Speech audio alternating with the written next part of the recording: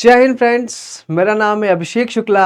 मैं हूं आपका सोशल साइंस फैकल्टी और आज मैं आपके सामने क्लास 9th का एक बहुत ही इंपॉर्टेंट चैप्टर क्लाइमेट के बारे में डिस्कस करने आया। So before starting this chapter मैं आपको बता दूं कि यार क्लाइमेट हमें क्यों पढ़ना है। बिकॉज कि क्लाइमेट के कारण हमारी डे टू डे लाइफ काफ़ी ज़्यादा चेंज होती है। अभी आप देख रहे हो, अभी बारिश का मौसम है तो अभी हम छाता लेकर निकलते हैं, फिर ठंड का मौसम आएगा, फिर हम जैकेट पहन लेंगे, फिर इसके बाद गर्मी का मौसम आएगा तो हम टी शर्ट में आ जाते हैं। तो कहीं ना कहीं हमारी day to day life climate से ही इन्फ्लुएंस होती है। किसी ने बहुत ही इंपॉर्टेंट एक थ्योरी दी थी, दैट इज कॉजिशन थ्योरी। इस कॉजिशन थ्योरी में बताया गया था कि if there is a effect there will be a cause. अगर कोई चीज कहीं पर इफेक्ट हो रही है तो उसके पीछे का कोई ना कोई कारण जरूर होता है। तो हम समझेंगे आज की क्लास में कि यार कहीं पर ज़्यादा रेनफॉल क्यों हो रही है, कहीं पर टेम्परेचर क्यों ज़्यादा है और उसी टाइम पर कहीं पे टेम्परेचर क्यों कम है। तो इसके पीछे के क्या क्या कारण है, इसके पीछे के क्या क्या फैक्टर्स है, वो सारी चीज़ें मैं आपके सामने आज डिस्कस करूंगा। ठीक है, so let's start this chapter with warm smile और हम यहाँ पर स्टार्ट करते हैं इस चैप्टर को। ठीक है, चलिए। सबसे पहले मैं आपको एक रोड मैप क्लियर कर देता हूं कि इस क्लास में आज हम क्या क्या चीज़ें पढ़ेंगे। ठीक है, तो सबसे पहले हम बात करेंगे कि क्लाइमेट और वेदर के बीच में क्या डिफरेंस होता है। मैं आपको बताऊंगा कि इंडिया के क्लाइमेटिक कंडीशंस को कौन कौन से फैक्टर्स अफेक्ट करते हैं। फिर मैं आपसे डिस्कस करूंगा इंडियन मॉनसून के बारे में कि मॉनसून कैसे आता है, ये रेनफॉल कैसे हो रही है, बारिश कैसे हो रही है, उसके पीछे के क्या क्या कारण है, वो सारी चीज़ें हम डिस्कस करेंगे। Then I will discuss the seasons, है ना। हमारे इंडिया में 3 सीजन्स मिलते हैं, कौन कौन से, समर, रैनी और विंटर सीजन्स। ठीक है, तो इन सीजन्स के पीछे का क्या रीज़न है वो भी चीज़ें हम समझेंगे और डिस्ट्रीब्यूशन ऑफ रेनफॉल समझेंगे। And in the last will discuss as a monsoon as a unifying bond. ठीक है, तो ये सारा टॉपिक्स हम यहाँ पर डिटेल में डिस्कस करेंगे and we will try to imagine all those things because Einstein ने कहा है imagination is more powerful than knowledge. तो इस चैप्टर को बहुत ही ध्यान से इमेजिन करके हमें यहाँ पर चलना पड़ेगा ताकि हम इस चैप्टर को आसानी से समझ पाए। ठीक है, so let's start this chapter. सबसे पहले मैं आपसे बात करूंगा कि क्लाइमेट और वेदर के बीच में क्या डिफरेंस होता है। तो what is climate and what is whether. तो आपने भी इसके बारे में बहुत सारी चीजें पढ़ रखी होगी, तो इसको एक बार डिफाइन करने की कोशिश करते हैं। बेसिकली बेटा कि सबसे पहले हम वेदर की बात करें तो वेदर क्या होता है, it is a state of atmosphere over an area at any point of time. ठीक है, तो मैंने क्या कहा कि suppose that this is a area और इस एरिया में एक पर्टिकुलर पॉइंट ऑफ टाइम पे किस तरह का हमें एटमॉस्फेयर देखने को मिलता है उसे हम क्या कहेंगे, वेदर कहेंगे। ठीक है, उसे हम क्या कहेंगे, वेदर कहेंगे। Very good. Now what is climate. Climate क्या होता है, तो climate is the sum total, it is a sum total of all the weather conditions and variation over the large area for a longer period of time। तो यहां पर हम कह सकते हैं कि climate is the sum total of all the weather conditions of a large area. ठीक है, लार्ज एरिया का सम टोटल जो होता है वेदर कंडीशन उसको हम कहते हैं क्लाइमेट। ठीक है, तो जैसे कि आपने कभी अपने दोस्त को कॉल करके पूछा होगा, बोला होगा कि यार मेरे यहाँ तो बारिश हो रही है, वो बोलेगा कहाँ हो रही है, मेरे यहाँ बारिश नहीं हो रही है। तो इसमें क्या देखने को मिल रहा है कि जो वेदर है वो फ्लक्चुएट होता रहता है विद इन अ डे। ठीक है, तो एक दिन में ही फ्लक्चुएट होता रहता है। सुबह अगर धूप निकली है तो शाम को देखते हैं दोपहर में बारिश हो रही है, शाम को फिर से मौसम ठंडा हो गया है। तो हम कह सकते हैं कि weather is a short term, it is a short term day to day phenomena. क्या है बेटा, it is day to day phenomena है, it is day to day phenomena. वहीं पर जो क्लाइमेट है it is a long term phenomena, it is a long term phenomena होता है। ठीक है, it is a long term phenomena, ठीक है। तो क्लाइमेट एक लॉन्ग टर्म फिनोमेना होता है, इसको हम मेजर करते हैं बेटा मोर देन 30 ईयर्स। तो सपोज दैट किसी भी लार्ज लैंड मास का, लार्ज एरिया का जो भी वेदर कंडीशन है उसको हम ओवर द पीरियड उसको हम एनालाइज करते हैं, और उसको एनालाइज करने के बाद हम बोलते हैं कि यार यहाँ का क्लाइमेटिक कंडीशन काफ़ी ज़्यादा कोल्ड होता है, यहाँ का क्लाइमेटिक कंडीशंस काफ़ी ज़्यादा हॉट होता है। तो यहाँ पर हम क्या करते हैं बेटा कि over a period of large, है ना, over a period of 30 years हम मेजर करते हैं कि वहाँ का क्लाइमेटिक कंडीशन कैसा है, ठीक है। जैसे कि हम बोलते हैं यहाँ पे कि यार पोलर रीजन में कोल्ड क्लाइमेटिक कंडीशंस होते हैं, ट्रॉपिकल रीजन्स क्या होते हैं, यहाँ पर वार्म कंडीशंस होते हैं, हॉट रीजन होता है। तो इसको हम अलग अलग प्रकार में डिफाइन करते हैं। तो आई होप आपको क्लियर हो गया होगा कि क्लाइमेट और वेदर में क्या डिफरेंस होता है। इस चीज को और भी अच्छे से हम क्लियर कर लेते हैं, ठीक है। तो सबसे पहले हम बात करते हैं क्लाइमेट। क्लाइमेट क्या होता है? It is a sum total of weather conditions. क्या होता है बेटा? It is a sum total of weather condition and variation over the large area for a longer period of time. वहीं पे मैंने आपको बताया कि it is refers to the state of atmosphere over an area at any point of time. मतलब कि दोपहर के 4 बजे यहाँ का वेदर कंडीशन कैसा है उसको हम कहते हैं वेदर, ठीक है। और जो क्लाइमेट होता है इसको हम रिकॉर्ड करते हैं for a longer period of time that is more than a 30 year. Weather का within a few hours, few days हम इसको रिकॉर्ड करते हैं। आपने देखा होगा IMD, इंडियन मेट्रोलॉजिकल डिपार्टमेंट के द्वारा आपको अलर्ट मैसेजेस आ जाते हैं। क्यों, कैसे आ जाते हैं? उसके पीछे का कहीं ना कहीं वो इस वेदर कंडीशंस को रिकॉर्ड करते रहते हैं और उनको पता चलता रहता है कि इस टाइम पर बारिश होने वाली है, इस टाइम पर धूप होने वाली है, ठीक है। तो वेदर को हम day to day point of time में इसको मेजर करते हैं, लेकिन क्लाइमेट को हम रिकॉर्ड करते हैं फॉर मोर देन 30 ईयर्स, ठीक है। चलिए, सो क्लाइमेट हम इसको रेफर करते हैं लार्ज एरिया के लिए, और जो वेदर होता है उसको रेफर करते हैं हम एक पर्टिकुलर एरिया के लिए, ठीक है। So it is a collective elements of the it is a collective effect of the all the elements. कौन कौन से एलिमेंट्स होते हैं ये मैं आपको आगे डिस्कस करूंगा। And it is influenced by the one element of it that is humidity, pressure, conditions, temperature and so on. तो क्लाइमेट में बेटा हम सारे एलिमेंट्स को मेजर करते हैं, temperature, pressure, precipitation, humidity, all the things comes under the climatic conditions. But weather जो होता है वो बेटा किसी एक फैक्टर से इन्फ्लुएंस हो जाता है।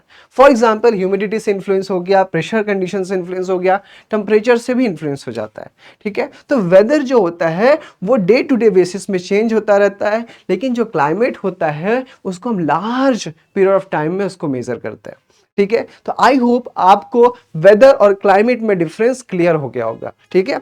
चलिए अब हम बात करते हैं कि यार कौन कौन से एलिमेंट्स होते हैं। देखिए एक चीज याद रखना मेरी, कि जो वेदर और क्लाइमेट एक कंडीशन होता है वो ऐसे आइसोलेशन में वर्क नहीं करता है। यहाँ पे जितने भी एलिमेंट्स हम देख रहे हैं ये सारे एलिमेंट्स एक साथ वर्क करते हैं और वहाँ के वेदर कंडीशंस या फिर क्लाइमेटिक कंडीशंस को इन्फ्लुएंस करते हैं, ठीक है। तो कौन कौन से यहाँ पर हमें फैक्टर्स, एलिमेंट्स देखने को मिलते हैं? तो यहाँ पे जैसे टेम्परेचर हो गया, एटमॉस्फेरिक प्रेशर हो गया, ह्यूमिडिटी हो गई, प्रेसिपिटेशन हो गया एंड विंड्स हो गया। बिल्कुल घबराने की जरूरत नहीं है, इन सारे टर्म्स को हम डिटेल में एक एक करके अच्छे से डिस्कस करेंगे, ठीक है। सो temperature, atmospheric pressure, humidity, wind and precipitation, all these factors affect the weather and climates, ठीक है। चलिए अब हम थोड़ा सा डिस्कस करते हैं यार कि बेसिकली हम देखते हैं कि there is some common pattern, है ना, इन वेदर कंडीशंस में। अगर हम इसको एनालाइज करते हैं, एनालाइज करने के बाद इसमें हम एक कॉमन पैटर्न देखते हैं कि यार इतने महीने में तो हमें बारिश देखने को मिलती है, इतने महीने में तो गर्मी होती है, इतने महीनों में ठंडी होती है। तो उसको हम क्या कहेंगे? उसको हम वेदर कहेंगे क्या? नहीं, उसको हम कहते हैं सीजन। उसको हम क्या कहते हैं बेटा? सीजन कहते हैं, ठीक है। तो इस कॉमन पैटर्न को एनालाइज करके for a week, for a month, उसको हम डिवाइड करते हैं in a different type of seasons. तो वो सीजन्स कौन कौन से हैं बेटा, ये देखिए। तो कौन कौन से सीजन्स में हम डिवाइड करते हैं? That is winter season, summer season and rainy season में हम इसको डिवाइड करते हैं, ठीक है। तो आई होप आपको क्लियर होगा कि इन वेदर कंडीशंस को फॉर अ मंथ हम एनालाइज करके उसको हम सीजन्स में डिवाइड करते हैं, ठीक है। तो winter, summer and rainy season, ठीक है। चलिए अब हम बात करते हैं यार climatic regions and the zone of the earth. Now this is very important to understand कि यार हमने ना अर्थ को अलग अलग इमेजिनरी लाइंस में डिवाइड किया है on the basis of climatic conditions, ठीक है। तो यहां पर हम देख सकते हैं कि सबसे पहले जो हमारी प्यारी अर्थ है उसको हम डिवाइड करते हैं किसमें बेटा, इक्वेटर में, ठीक है। और इक्वेटर के ऊपर होता है tropic of cancer. Tropic of cancer कितने डिग्री पे होता है बेटा, इट इज 23 एंड हाफ। कितने डिग्री पे होता है, 23 degree and half northern hemisphere में, ठीक है। देन हम देख सकते हैं there is a Arctic circle, ठीक है। आर्कटिक सर्कल होता है बेटा 66 degree and half in northern hemisphere. Then there is a polar zone, ठीक है। So in the same way tropic of capricorn होता है एट दी 23 एंड हाफ, ठीक है।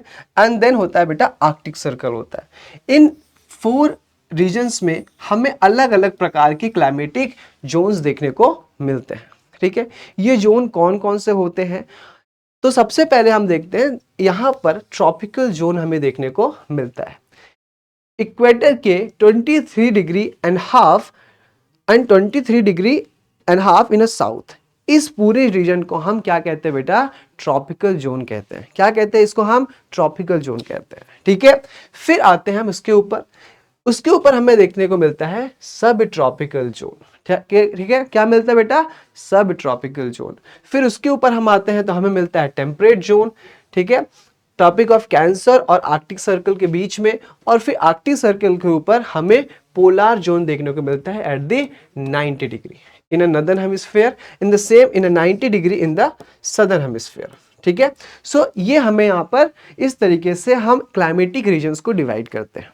अब आपके दिमाग में प्रश्न आ रहा होगा कि यार हम किस बेसिस पे इसको डिवाइड कर रहे हैं, तो उसके पीछे का जो रीजन है बेटा कि देखो सिंपल से समझो कि जो इक्वेटर वाला रीजन है, तो हम यहां पर देखते हैं कि इक्वेटर वाले रीजन में सबसे ज्यादा क्या होता है बेटा, सबसे ज्यादा यहां पर हीट सरप्लस होता है। क्या होता है बेटा, सबसे ज्यादा यहां पर हीट सरप्लस होता है, ठीक है। तो हीट हमें यहां पर सरप्लस देखने को मिलता है। अब जो हीट सरप्लस वाला रीजन है, बिकॉज इंसुलेशन ज्यादा हो रही है, सन की रेज डायरेक्टली यहां पर पड़ रही है, तो जो ये हीट सरप्लस वाला रीजन है, अब ये हीट जो है ये ट्रेवल करती है from high temperature to the low temperature region. कहां ट्रेवल करती है बेटा, हाई टेम्परेचर से लो टेम्परेचर रीजन में ये ट्रेवल करती है। अब कैसे करती है भाई, कुछ तो फैक्टर होगा। उसके पीछे के बेटा 2 इंपॉर्टेंट फैक्टर्स होते हैं। कौन से होते हैं बेटा, 2 इंपॉर्टेंट फैक्टर्स होते हैं। एक है आपका विंड और दूसरा है that is ocean currents, ocean currents, ठीक है। तो मैंने आपको कहा कि ये जो हीट सरप्लस रीजन से जो हीट डेफिसिट वाला रीजन है, ये वाला रीजन क्या होगा बेटा, so this will be the heat deficit region, ठीक है। ये डेफिसिट वाला रीजन होगा, ये डेफिसिट वाला रीजन होगा बिकॉज यहां पर जो आइसोलेशन है वो कम पड़ रहा है। तो इस कम वाले आइसोलेशन वाले रीजन्स में यहां पर जो हीट होती है वो ट्रेवल करती है फ्रॉम हाई टेम्परेचर वाले रीजन से लो टेम्परेचर वाले रीजन्स में। उसके पीछे 2 फैक्टर्स अफेक्ट करते हैं, that is one is wind and another is ocean currents, ठीक है। एक विंड हो गया, दूसरा ओशियन करेंट्स हो गया। वो कैसे अफेक्ट करते हैं, कैसे उसको ट्रांसफर करते हैं हीट को, वो मैं आपको आने वाले स्लाइड्स में समझाऊंगा। बट यहां पर आपके दिमाग में क्लियर होना चाहिए कि अर्थ को हम डिफरेंट क्लाइमेटिक जोन्स में डिवाइड करते हैं। वो कौन कौन से डिफरेंट क्लाइमेटिक जोन्स हैं, वो है बेटा ट्रॉपिकल, जहां पर हीट सरप्लस वाला रीजन है। फिर हम देखेंगे सब ट्रॉपिकल वाला region and then temperate zone and polar zone. जैसे जैसे हम इक्वेटर से ऊपर जाते जाते हैं, जो आइसोलेशन है वो कम होता जाता है, और जो यहाँ पे हॉटनेस या फिर टेम्परेचर जो होता है वो भी हमें डिक्रीज होते हुए देखने को मिलता है in the same northern hemisphere and in the same like a southern hemisphere, ठीक है। तो ये 2 चीज हमारे दिमाग में क्लियर हो गई, ठीक है, कि कौन कौन से ट्रॉपिकल जोन है और किस तरीके से जो हीट है वो ट्रांसफर होती है, ठीक है। चलिए come to the next point. देखिए ये आप देख सकते हो यहाँ पर जो मैंने आपको दिखाया कि this is a tropic of capricorn, equator and cancer and arctic circle and antarctic circle, these are the imaginary lines. इसको हम डिवाइड करते हैं अर्थ को, एंड इस लाइंस में हम देख सकते हैं हमें different type of climatic zones देखने को मिलते हैं। सो सपोज ये can see there is a tropical zone, ठीक है, subtropical zone, temperate zone and subpolar zone and then is polar zone, ठीक है। So these are the different type of a climatic region in the world. पूरी दुनिया में इस तरीके से हमें क्लाइमेटिक रीजन्स देखने को मिलते हैं। आई होप दिस इज क्लियर, ठीक है। चलिए अब हम बात करते हैं, नेक्स्ट पॉइंट इज कि यार इंडिया की थोड़ी बात करते हैं, ठीक है। तो इंडिया में, इंडिया के क्लाइमेटिक कंडीशंस को हम क्या बोलते हैं? जो इंडिया है उसके क्लाइमेटिक कंडीशंस को हम बोलते हैं बेटा, it is a monsoon type of a climate. तो इंडिया में किस तरीके का क्लाइमेट है बेटा? It is a monsoon type of a climate.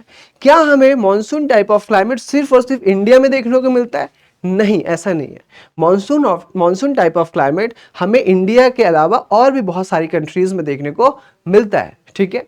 Monsoon क्या होता है ये मैं आपको आने वाली स्लाइड्स में समझाऊंगा, ठीक है। तो हमें एशिया में कहां देखने को मिलता है बेटा? साउथ एंड साउथ ईस्ट वाले रीजन में हमें मॉनसून देखने को मिलता है, ठीक है। चलिए अब हम बात करते हैं कि यार इंडिया में हम बोल दिया यार मॉनसून टाइप ऑफ क्लाइमेट है, बट ऐसा ऐसा नहीं है कि सिर्फ हमारे यहाँ पे सिर्फ उसी तरीके की क्लाइमेटिक कंडीशंस देखने को मिलती है बेटा। उसके अंदर भी हमें बहुत ज़्यादा रीजनल वेरिएशंस देखने को मिलते हैं। रीजनल वेरिएशंस का बात की जाए तो हमें इस सेम कंडीशंस में भी बहुत ज़्यादा डिफरेंस देखने को मिलता है कि एक सेम पॉइंट ऑफ टाइम में कहीं का टेम्परेचर ज़्यादा होगा और कहीं पर टेम्परेचर कम होगा। किसी रीजन में बहुत ज़्यादा बारिश होती है, किसी रीजन में बहुत कम बारिश होती है, ठीक है। तो हम कह सकते हैं कि even monsoon type of climate में भी हमें different type of weather conditions देखने को मिलता है, ठीक है। चलिए समझते हैं क्या क्या सीजन देखने को मिलता है। तो सबसे पहले यार ये चीज़ को समझ लो आप कि मॉनसून क्या होता है, व्हाट इज मॉनसून, ठीक है। तो इंडिया को हम बोलते हैं India is a monsoon type of a climate. तो इसका मतलब क्या हुआ, ठीक है। सबसे पहले समझते हैं कि यार मॉनसून शब्द का ये जो शब्द है ये आया कहां से है, ठीक है। तो ये this is a Arabic word, ये कहां से है बेटा? This is a Arabic word जिसका नाम है मौसम। मौसम का मतलब होता है सीजन, ठीक है। तो अरबिक वर्ड है मौसम और इसका मतलब होता है सीजन। एंड दिस मॉनसून का मतलब होता है that is a seasonal reversal of the winds direction. घबराने की बात बिल्कुल नहीं है, इसको हम आराम से समझेंगे कि seasonal reversal of winds direction कैसे होता है, ठीक है। तो basically it is a seasonal reversal of the winds. क्या बेटा ये? This is a seasonal reversal of the winds, ठीक है। तो बहरहाल मैं आपको समझा दूं कि सीजनल रिवर्सल का मतलब क्या होता है। So there is a 180 degree reversal. कितने डिग्री का रिवर्सल होता है बेटा? विंड्स की डायरेक्शन में 180 डिग्री का रिवर्सल होता है। कैसे? सपोज विंड्स की डायरेक्शन ये है और सेम टाइम पे मतलब कि next with in a few month हमें विंड्स की डायरेक्शन अपोजिट डायरेक्शन में देखने को मिलती है। मतलब कि यहाँ पर जो विंड्स का डायरेक्शन डायरेक्टली क्या होती है बेटा? चेंज हो जाती है अपोजिट डायरेक्शन में 180 डिग्री। कैसे होती है, उसके पीछे के क्या फैक्टर्स है, क्या कारण है, इत्मीनान से हम उसके बेसिक कॉन्सेप्ट्स को आने वाली स्लाइड्स में आराम से समझेंगे, ठीक है। तो बहरहाल हमें यहाँ पे पता होना चाहिए कि इंडिया में हमें मॉनसून टाइप ऑफ क्लाइमेट मिलता है जो कि एक अरबिक वर्ड से आया है जिसका नाम है मौसम, ठीक है, जिसका मतलब होता है सीजन, ठीक है। क्लियर है यहाँ पे बात? चलिए अब हम बात करते हैं यार कि किस तरीके के रीजनल वेरिएशंस हमें देखने को मिलते हैं। तो हम यहाँ पे बात करेंगे दो एलिमेंट्स की। किसकी बात करेंगे? इंडिया में जो सीजनल जो वेरिएशन रीजनल वेरिएशंस देखने को मिलते हैं उस पर हम दो एलिमेंट्स की बात करेंगे। एक रहेगा बेटा हमारा टेम्परेचर और दूसरा रहेगा प्रेसिपिटेशन, ठीक है। प्रेसिपिटेशन का मतलब क्या होता है ये भी मैं बताऊंगा, ठीक है, और टेम्परेचर क्या होता है ये भी समझाते हैं, ठीक है। तो हम देख सकते हैं कि it how they vary from place to place and season to season, ठीक है। चलिए सबसे पहले हम बात करते हैं कि क्लाइमेटिक रेंज इन इंडिया और हम बात करेंगे टेम्परेचर की, ठीक है। सबसे पहले यार हमारे दिमाग में क्लियर होना चाहिए कि टेम्परेचर होता क्या है।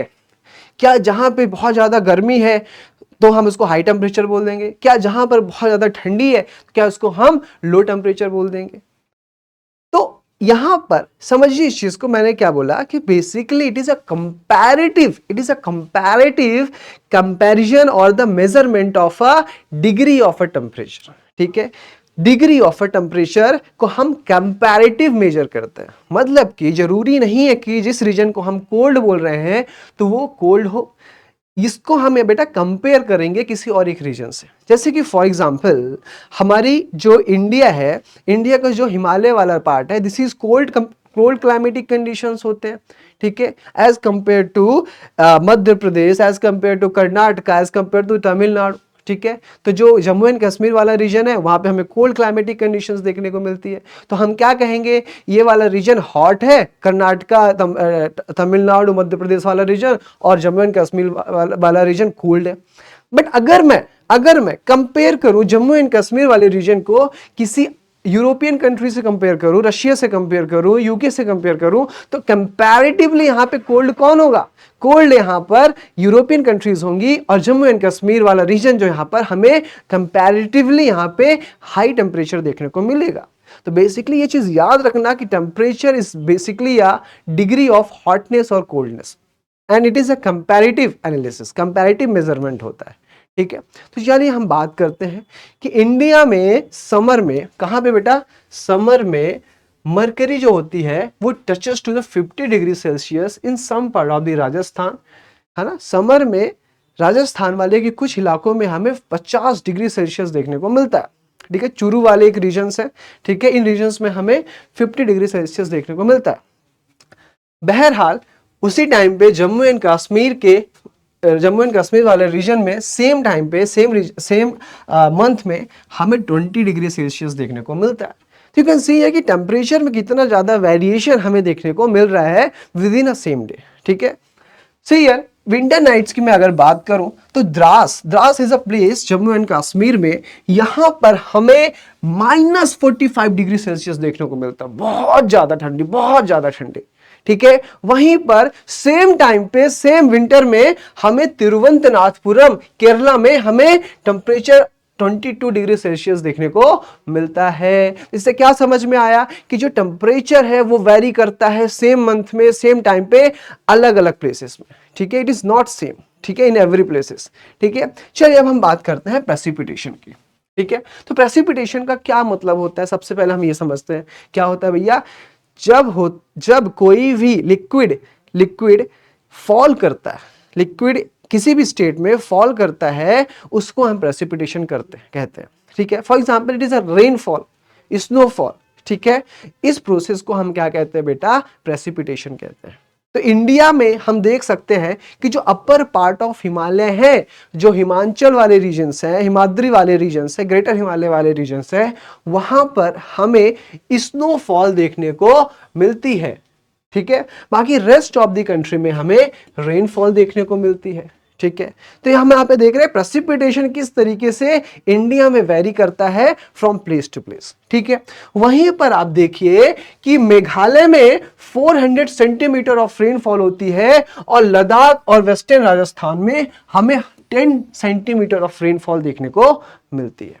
So what does it mean, this means that कि यहां पर जो प्रेसिपिटेशन है वो वेरी करता है फ्रॉम प्लेस टू प्लेस। ठीक है, in most of the country में हमें रेनफॉल मॉनसून पीरियड पे देखने को मिलती है, that is June to September. But Tamil Nadu के कोस्ट में हमें रेनफॉल कब देखने को मिलती है बेटा, in during the month of October and नवंबर।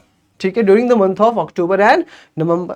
तो यू कैन सी हियर कि प्रेसिपिटेशन किस तरीके से वेरी करता है फ्रॉम प्लेस टू प्लेस। ठीक है, तो आपको यहां पे समझ में आ रहा है कि यार टेम्परेचर और प्रेसिपिटेशन किस तरीके से ये वेरी कर रहे हैं इंडिया में from place to place. But हमारे यहाँ तो मानसून टाइप ऑफ क्लाइमेट है। ठीक है, तो यहां पर हमने समझा किस तरीके से वेरी कर रहे हैं। ठीक है, चलिए यहां पे तमिलनाडु के कोस्ट में अक्टूबर नवंबर में क्यों बारिश होती है, इसके बारे में भी मैं आपको समझाऊंगा। ऐसी वैसी चीजें बताऊंगा जो आपके बुक में भी नहीं है, लेकिन आपके बैकग्राउंड, आपके नॉलेज के लिए बहुत इंपॉर्टेंट है। वो सारी चीजें मैं यहाँ पे आपसे डिस्कस करूंगा। ठीक है, चलिए तो हम बात करते हैं क्लाइमेटिक रीजन इन इंडिया। तो कुछ और भी फैक्टर्स हैं जो यहाँ के टेम्परेचर और प्रेसिपिटेशन को अफेक्ट करते हैं। तो जैसे हम बात करिए फॉर एग्जाम्पल जैसे ये वाला रीजन है, तो आप देख सकते हो कि जो लोग कोस्टल रीजन्स में रहते हैं, है ना, जो लोग कोस्टल रीजन में रहते हैं जैसे मुंबई हो गया, बैंगलोर हो गया, इन रीजन्स में इनको बहुत कम टेम्परेचर में डिफरेंस देखने को मिलता है। यहाँ पे टेम्परेचर में बहुत कम डिफरेंस देखने को मिलता है। कहा जाता है कि बैंगलोर में एक टाइम पे लोग टी शर्ट भी पहनते हैं और एक टाइम पे लोग जैकेट भी पहनते हैं। तो सेम पर्सन आपको जैकेट पहनता हुआ दिख जाएगा और वहीं पर सेम पर्सन टी शर्ट और शर्ट में दिख जाएगा। तो यहाँ पर जो क्लाइमेटिक कंडीशन होता है, यहाँ पे जो वेदर कंडीशन होता है, ये ज़्यादा यहाँ पर चेंज नहीं होता है। ऐसा क्यों होता है? Because of the coastal effect. So यहाँ पे हमें कोस्टल में मॉडरेटिंग इफेक्ट देखने को मिलता है। इसके बारे में मैं आपको डिस्कस करूंगा, ठीक है। एंड यहाँ पर कई कई प्लेसेस में इंटीरियर ऑफ इंडिया में, जैसे फॉर एग्जांपल दिल्ली हो गया, है ना, मध्य प्रदेश के इलाके हो गए, ठीक है, और जो इंटीरियर पार्ट में है, यहाँ पर हमें बहुत ज़्यादा सीजनल वेरिएशंस देखने को मिलता है। इस इफेक्ट को हम क्या कहेंगे? कॉन्टिनेलिटी इफेक्ट कहेंगे, ठीक है। तो एनुअल जो टेम्परेचर रेंज है, टेम्परेचर में चेंजेस देखने को मिलता है, वो काफी ज्यादा वेरी करता है। कहां पर? In the interior of India as compare to in a coastal region of India, ठीक है। तो ये दोनों फैक्टर्स को हम यहाँ पे समझेंगे, क्या साइंस, क्या उसके पीछे क्या कारण है, ठीक है। चलिए, so we can see that कि यार, जैसे मैंने आपको बताया कि यार क्लाइमेट हमें क्यों पढ़ना है, क्यों पढ़ना है क्लाइमेट? क्योंकि यार ये हमारे डे टू डे लाइफ को काफ़ी ज़्यादा इन्फ्लुएंस करते हैं, हमारे कल्चर को इन्फेक्ट करते हैं, हमारे फूड हैबिट को इफेक्ट करते हैं, ठीक है। तो हम देखेंगे यहाँ पे यार, जिस तरीके से हम घर बनाते हैं वो भी उसको भी इफेक्ट किया करते हैं। ये देख सकते हो आप कि यार, जो राजस्थान के जो इलाके हैं, ठीक है, जो राजस्थान वगैरह में हमें इलाके देखने को मिलते हैं, यहाँ पर घर किस तरीके से बनाए जाते हैं, ठीक है। तो देख सकते हैं यहाँ पे इससे मड से बनता है घर, यहाँ पे घास फूस होती है, बुशेस होती हैं, ताकि यहाँ पे प्रॉपर वेंटिलेशन हो सके। बिकॉज अगर आप कंक्रीट के घर, है ना, बना दोगे, यहाँ पर आप ब्रिक्स के घर बना दोगे, तो इतना ज़्यादा हीट होगा कि वहाँ पर लोग रह ही नहीं सकते। इस कारण से यहाँ पे हम किस तरीके से घर बनाते हैं बेटा? यहाँ पर हम घर बनाते हैं हट्स के, बुशेस के, ये सारे इस प्रकार के घर बनाते हैं। वहीं पर आप देख लो, गोवा वाले रीजन में देख लो, जहां पर बहुत ज्यादा प्रेसिपिटेशन हो रहा है, बहुत ज्यादा रेनफॉल हो रहा है, तो यहाँ पे जो घर का स्ट्रक्चर होता है बेटा, ट्रायंगुलर शेप में होता है, ताकि जो वाटर है वो बह जाए, ठीक है। वहां पे वाटर होल्ड नहीं होना चाहिए। अब आप देख सकते हो कि जो नॉर्थ ईस्ट वाले रीजन है, बेसिकली नॉर्थ ईस्ट वाले रीजन है, वहां पर जो घर का जो हाइट है वो सी लेवल से, ग्राउंड लेवल से ऊपर होता है, उठा हुआ होता है। क्यों? क्योंकि यार इतनी फ्लडिंग होती है कि यार हो सकता है कि इनका घर ही बह जाए, ठीक है। तो वो पहले से ही प्रिपेयर रहते हैं कि यार आने वाले सीजन में रेनफॉल होगी, बहुत ज्यादा फ्लडिंग होगी, इस कारण से अपने घर को सुरक्षित रखने के लिए वो हाइटेड एलिवेशंस में घर बनाते हैं, ठीक है। So this is the region कि हमें क्लाइमेटिक कंडीशंस हमारे डे टू डे लाइफ को भी अफेक्ट करता है, ठीक है। इन एग्जांपल्स को आप याद रखिएगा, राजस्थान का, गोवा का, और साथ ही साथ में नॉर्थ ईस्ट रीजन के इन स्टेट्स में। यहाँ पे आप देख सकते हो किस तरीके से घर का डिजाइन भी चेंज देखने को मिलता है, तो because of the climatic conditions, ठीक है। चलिए, अब हम बात करेंगे, कुछ क्वेश्चंस कर लेते हैं यार, ठीक है। क्या पता, जो भी पढ़ाया मैंने वो आपको याद तो होना चाहिए, ठीक है। तो ये आप देख सकते हो यहाँ पे कि कुछ क्वेश्चंस लेकर के आया हूं मैं। सबसे पहले बात करते हैं, the climate of India is described as, the climate of India is described as, option A that is hot, option B cold, option C monsoon, और ऑप्शन डी स्प्रिंग। तो इंडिया के क्लाइमेटिक कंडीशंस को हम किस तरीके से describe करते हैं? तो yes, the option will be option C, that is monsoon type of a climate हमें यहाँ पे देखने को मिलता है, जो कि डिराइव होता है। आने वाले क्वेश्चंस में आपको सॉल्व करके बताना पड़ेगा, ठीक है। ये देखिए, तो व्हाट डज वर्ड मौसम लिटरली मीन्स, ठीक है। मौसम का मतलब क्या होता है, बता दीजिए। मौसम का मतलब होता है सीजन, वाटर, सावर, और नन ऑफ द अबव। तो obviously option A is the right answer, that is season, ठीक है। सो यहां पर ये क्वेश्चंस हमने डिस्कस किए। तो इंडिया में हमें मॉनसून टाइप ऑफ क्लाइमेट देखने को मिलता है, जो कि एक अरबिक वर्ड मौसम नामक शब्द से आया है, एंड जिसका मतलब होता है सीजन, ठीक है। चलिए, नेक्स्ट क्वेश्चन तो नहीं है, बट नेक्स्ट टॉपिक डिस्कस करते हैं, ठीक है। आई होप आपको यहां तक की चीजें क्लियर हो गई होगी, ठीक है।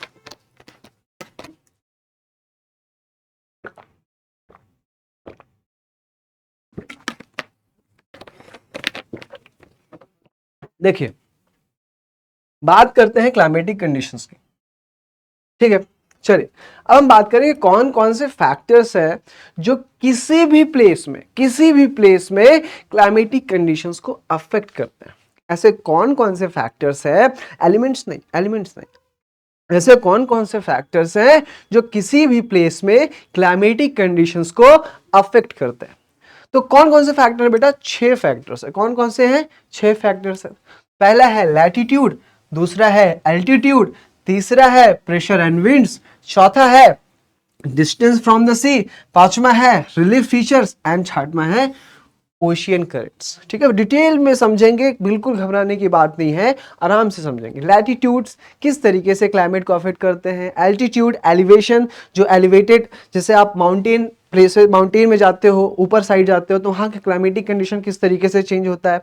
ठीक है यार, यहाँ पे क्लाइमेट का मतलब आप ऐसे डायरेक्टली मत कनेक्ट करना है, आप वेदर और क्लाइमेट को मैं एक साथ यहाँ पे यूज करने की कोशिश कर रहा हूँ, तो प्लीज इसको आप अपने दिमाग में समझ के रखना। ठीक है, देन प्रेशर एंड विंड्स किस तरीके से यहाँ पर अफेक्ट करता है, डिस्टेंस फ्रॉम द सी किस तरीके से अफेक्ट करता है, एंड रिलीफ फीचर और ओशन करेंट्स भी किस तरीके से किसी भी प्लेस में इफेक्ट करता है क्लाइमेट को। ठीक है, चलिए सबसे पहले हम बात करेंगे latitudes. So what is latitudes, भैया लेटी हुई लाइंस होती हैं। So these are the imaginary horizontal lines, not vertical lines. ठीक है, वर्टिकल लाइंस अगर आप बोलोगे तो आप बोलोगे लॉन्गिट्यूड्स को। ठीक है, तो सिंपल सी बात समझो कि लैटिट्यूड किस तरीके से किसी भी प्लेस के क्लाइमेटिक कंडीशंस को अफेक्ट करती है। बहुत ही आराम से इस चीज को समझो। देखो हमारी प्यारी धरती है, ठीक है, it is a spherical shape. ठीक है, स्फेरिकल शेप में है, जिसके कारण से जो सन की रेजेस हैं, ये जो हमारे सन चाचू है, सो दिस इज सन चाचू and the rays from the sun चाचू is directly influence the temperature of a region. ठीक है, यहाँ पे टेम्परेचर ऑफ अ रीजन को अफेक्ट करती है। ठीक है, तो जो इक्वेटर वाला रीजन होगा, यहां पर हमें डायरेक्टली सन रेज देखने को मिल रही है, यहां पे डायरेक्टली सन रेज हमें देखने को मिल रही है। ठीक है, समझ में आया कि इक्वेटोरियल वाले रीजन्स में हमें जो इंसुलेशन है, इनकमिंग सोलर रेडिएशंस है, वो हमें ज्यादा देखने को मिलता है। That is why I told this is the heat surplus region होता है। क्या होता है बेटा, this is a heat surplus region. ठीक है, जैसे जैसे आप लैटिट्यूड से ऊपर जाते हो, जैसे जैसे आप इक्वेटर से ऊपर जाते हो, नॉर्दर्न पोल्स और सदर्न पोल्स में, यहां पर हमें जो इंसोलेशन है, जो सन की रेज है, वो कम होती जाती है। ठीक है, तो यहाँ पे जो सन की रेज है वो कम हो जाती है and this region became a heat deficit. ये क्या बन जाती है बेटा, हीट डेफिसिट रीजन बन जाती है। ठीक है, यहाँ पे नॉर्दर्न पोल्स में भी और साथ ही साथ में सदर्न पोल्स में भी this region become heat deficit. ठीक है, obviously because of curvature of this earth. ठीक है, you can see due to the curvature of the earth, the amount of solar energy receives varies according to the latitude. ठीक है, तो जो same equatorial वाला latitude होगा वहां पे ज्यादा होगी। ट्रॉपिक ऑफ कैंसर और ट्रॉपिक ऑफ कैप्रिकॉर्न के बीच में हमें ज्यादा इंसोलेशन देखने को मिलता है। वहीं पर मैं बात करूं नॉर्दर्न एंड सदर्न पोल्स में, जो इंसुलेशन होगा, जो सन की रेजेस होंगी, वो कम पड़ेगी। इसका मतलब कि यहाँ पे क्या हो रहा है कि जो टेम्परेचर यहाँ पे ज्यादा होगा, यहाँ पे टेम्परेचर कम होगा। ठीक है, तो हम बात करेंगे कि हमने बात किया कि लैटिट्यूड किस तरीके से टेम्परेचर को अफेक्ट करता है, वहाँ के जो हीट और वहाँ की जो क्लाइमेटिक कंडीशन है उसको किस तरीके से अफेक्ट कर रहा है। So as a result air temperature generally decreases from equator towards the pole. ठीक है, तो इससे हम क्या समझ में आ रहे हैं कि जो एयर का टेम्परेचर है वो इक्वेटर से पोल की ओर जाते हुए बढ़ता नहीं है, कम होता है। क्या होता है बेटा, डिक्रीज होता है। ठीक है, समझ में आया। चलिए अब बात करते हैं यहां पर एल्टीट्यूड्स की। ठीक है, बहुत ही आराम से समझेंगे एल्टीट्यूड क्या होता है। So altitude is the elevation of a land. ठीक है, उसको हम एलिवेटेड लैंड्स को कहते हैं एल्टीट्यूड। ठीक है, तो अब जैसे जैसे आप जैसे suppose this is a sea level, इस सी लेवल से आप जैसे जैसे ऊपर जाते जाते हो, तो यहाँ पर हमें क्या देखने को मिलता है, तो यहाँ पे जो टेम्परेचर है, यहाँ पर जो टेम्परेचर है वो डिक्रीज हो जाती है, प्लस जो यहाँ पे जो डेंसिटी ऑफ द एयर है वो भी क्या हो जाती है, कम हो जाती है। मैंने कहा कि अगर आप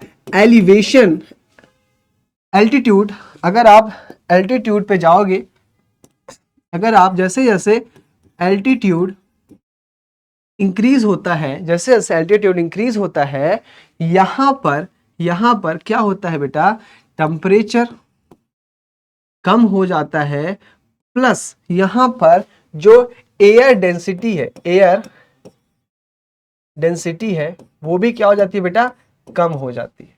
ठीक है, एयर डेंसिटी भी कम हो जाती है और टेम्परेचर भी कम हो जाता है। ठीक है, अब ऐसा क्यों होता है भैया, उसके पीछे भी रीजन है, उसके पीछे भी साइंस है, कोई जादू नहीं है, इट्स जस्ट अ साइंस। समझिए इस चीज को। ठीक है, तो यहां पे मैंने बोला air density like air pressure decreases with increasing altitude, it also changes with the variation in atmospheric pressure, temperature and humidity. ठीक है, तो दैट इज वाई जो हिल रीजन्स है, जो हिल स्टेशंस है, वहां पर हमें कूलर टेम्परेचर देखने को मिलता है ड्यूरिंग द समर। और फिर आप जाते हो वहां पर पिकनिक मनाने, वाह यार इतनी गर्मी हो रही है, चलो महाबलेश्वर घूम के आते हैं, चलो लोनावला घूम कर आते हैं, चलो हम लोग डिफरेंट डिफरेंट प्लेस घूम कर आते हैं। ठीक है, जहां पर बढ़िया ठंड लगेगी गर्मी में। क्यों गर्मी में ठंड लग रही है, क्योंकि भैया टेम्परेचर कम हो गया है और एयर डेंसिटी कम हो गई है। लेकिन कैसे, वो भी समझाओ सर। ठीक है सर, समझाएंगे।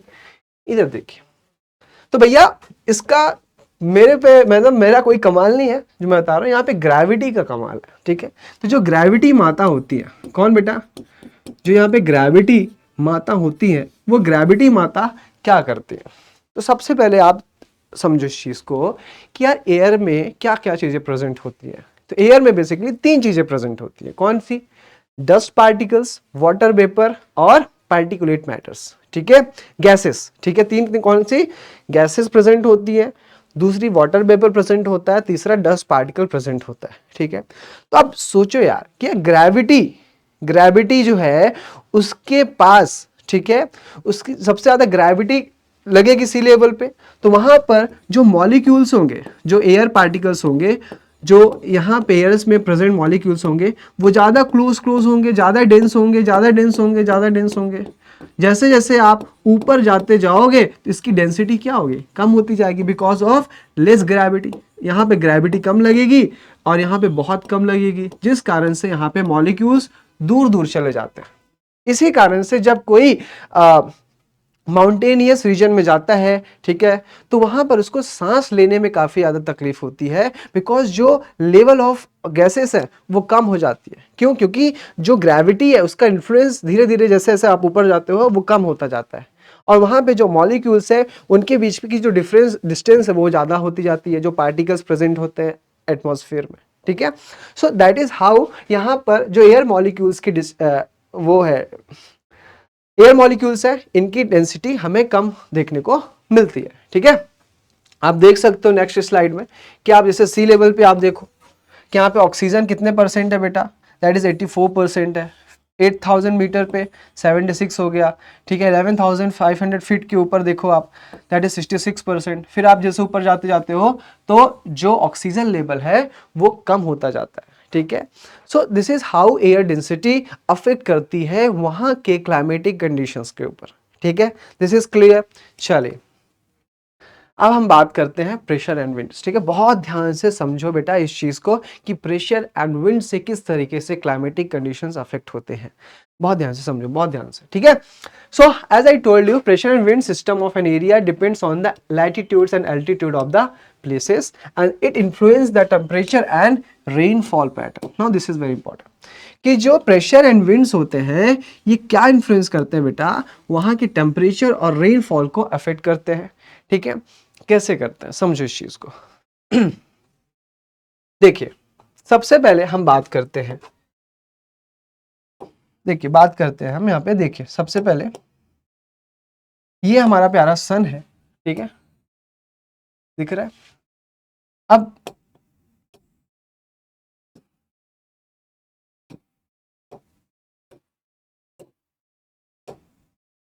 हम यहाँ पे सन बना देते हैं, यू कैन सी हियर। ठीक है, गुड। ये हो गया सन चाचू, कौन हो गया बेटा ये, दिस इज सन। ठीक है, sun and this is a land. ठीक है, मान लीजिए दिस इज अ लैंड। ठीक है, ये लैंड है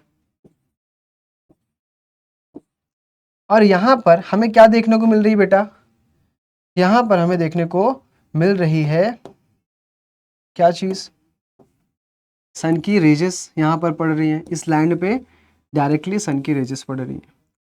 ठीक है, तो जैसे ही यहां पर सन की रेजेस पड़ेंगी तो ये जो लैंड हैगा, लैंड क्या होगा, लैंड गेट हीटेड, ये जो लैंड है वो हीटेड हो जाएगा। एंड द एयर, जो यहाँ पे एयर होगी वो भी क्या हो जाएगी, गर्म हो जाएगी। अब जैसे ही ये एयर गर्म होगी, जैसे ही ये एयर गर्म होगी तो ये क्या होगी बेटा, बिकॉज ऑफ दिस यहाँ पे इसके जो पार्टिकल्स हैं, जो मॉलिक्यूल्स हैं वो एक्साइटेड हो जाएंगे, टेम्परेचर मिल गया, इनकी काइनेटिक एनर्जी बढ़ जाएगी। थोड़ा सा साइंस भी समझो यहाँ पे। तो इसके कारण क्या होगा, जो यहाँ पे जो मॉलिक्यूल्स है, जो यहाँ पे जो एयर है वो क्या हो जाएगी बेटा, ये एसेंड हो जाएगी। क्या हो जाएगी बेटा, एसेंड हो जाएगी।